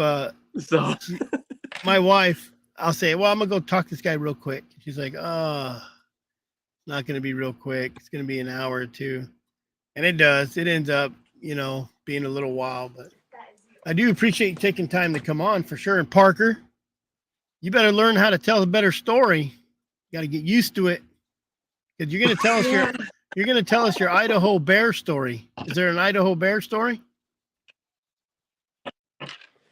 Oh yeah. Yep. I'm gonna get you back. How many dogs on. we have in it? Huh? I think Tim was saying something about it. Tim Brink said you should tell us this Idaho bear story. So we're gonna save that one. So learn some storytelling skills, Parker, because you're gonna be on your own next time telling that story. Was it a good story? No. One of them really bad stories. See, we have you find out really quick when you go bear hunt with a bunch of cat dogs that your dogs don't know how to run a bear. They try to put their nose down. Oh, I had a couple dogs that would run a bear, but most of them wanted to trail a bear. Mm-hmm. There's a big difference between a jump lion or a jump bobcat and a jump bear. Yeah. A lot of guys think I'm just not a bear hunter at all. I don't have bear dogs. We catch some accidental bears once in a while, but man, if they didn't go back to their den, we'd be screwed. Might pop up a couple, but it's a real bear pack. No way. I'd probably never own one because that's not what I do, Yeah. But cat dogs and bear dogs, I think there's a huge difference. I know there's a ton of guys out there that can do it both. And I don't know how they do it, but it's pretty impressive. Yeah. I don't know if it's impressive. I just get lucky doing it both. So. Yeah. You know what? I think them bears run a lot different. That we were in Idaho. Oh, they do. Hunted with a good buddy of mine. And yeah, I told Parker, I said, we're pretty lucky we're with him because we had probably never seen a bear. We've had dogs blown up day 3, you know. They couldn't even freaking walk. But, and bears can run. I've been on some long treks. They're machines, man. Oh. But right on, man. Well, sounds good. Thanks for I'll probably get hold of you, talk some association stuff with you. Yeah, for sure. Try to. Yeah. I appreciate you coming on. Parker, thanks for coming on. Yeah, thank you. And I'll probably get you on again. All right, man. Thank you. All right, Luke. Yep. Bye. There you have it. Oh, man, my hair is everywhere tonight. All right. Let's wrap it up with some advertisement, I guess. First annual Hound Rendezvous. If you're in Arizona and you want to come check out a Hound Rendezvous with me and Brett, we're nobody exciting, but we will have a probably campfire. We will talk some smack about stuff. It's going to be at the Reynolds Campgrounds, August 24th. That's when all the stuff's happening. And you can stay there till Monday if you want. We got the yard till Monday, go to pickandshoveloutfitters.com to reserve your meal ticket, and all the details are there. pickandshoveloutfitters.com. I do have, where are you at? Right there. First annual Hound Rendezvous. I don't know if anybody's done this in Arizona, but we're doing it. Never know, man. You may meet your next hunting partner, lifetime hunting partner there. Bring your babies. Me and Brett can sign them. Dog collars. We're not famous, but it'd be cool to pretend we're famous. What else we got going on? Let me look what I got. Save the Hunt Colorado. Where you at? Save the Hunt Colorado. Let me turn this other one off here.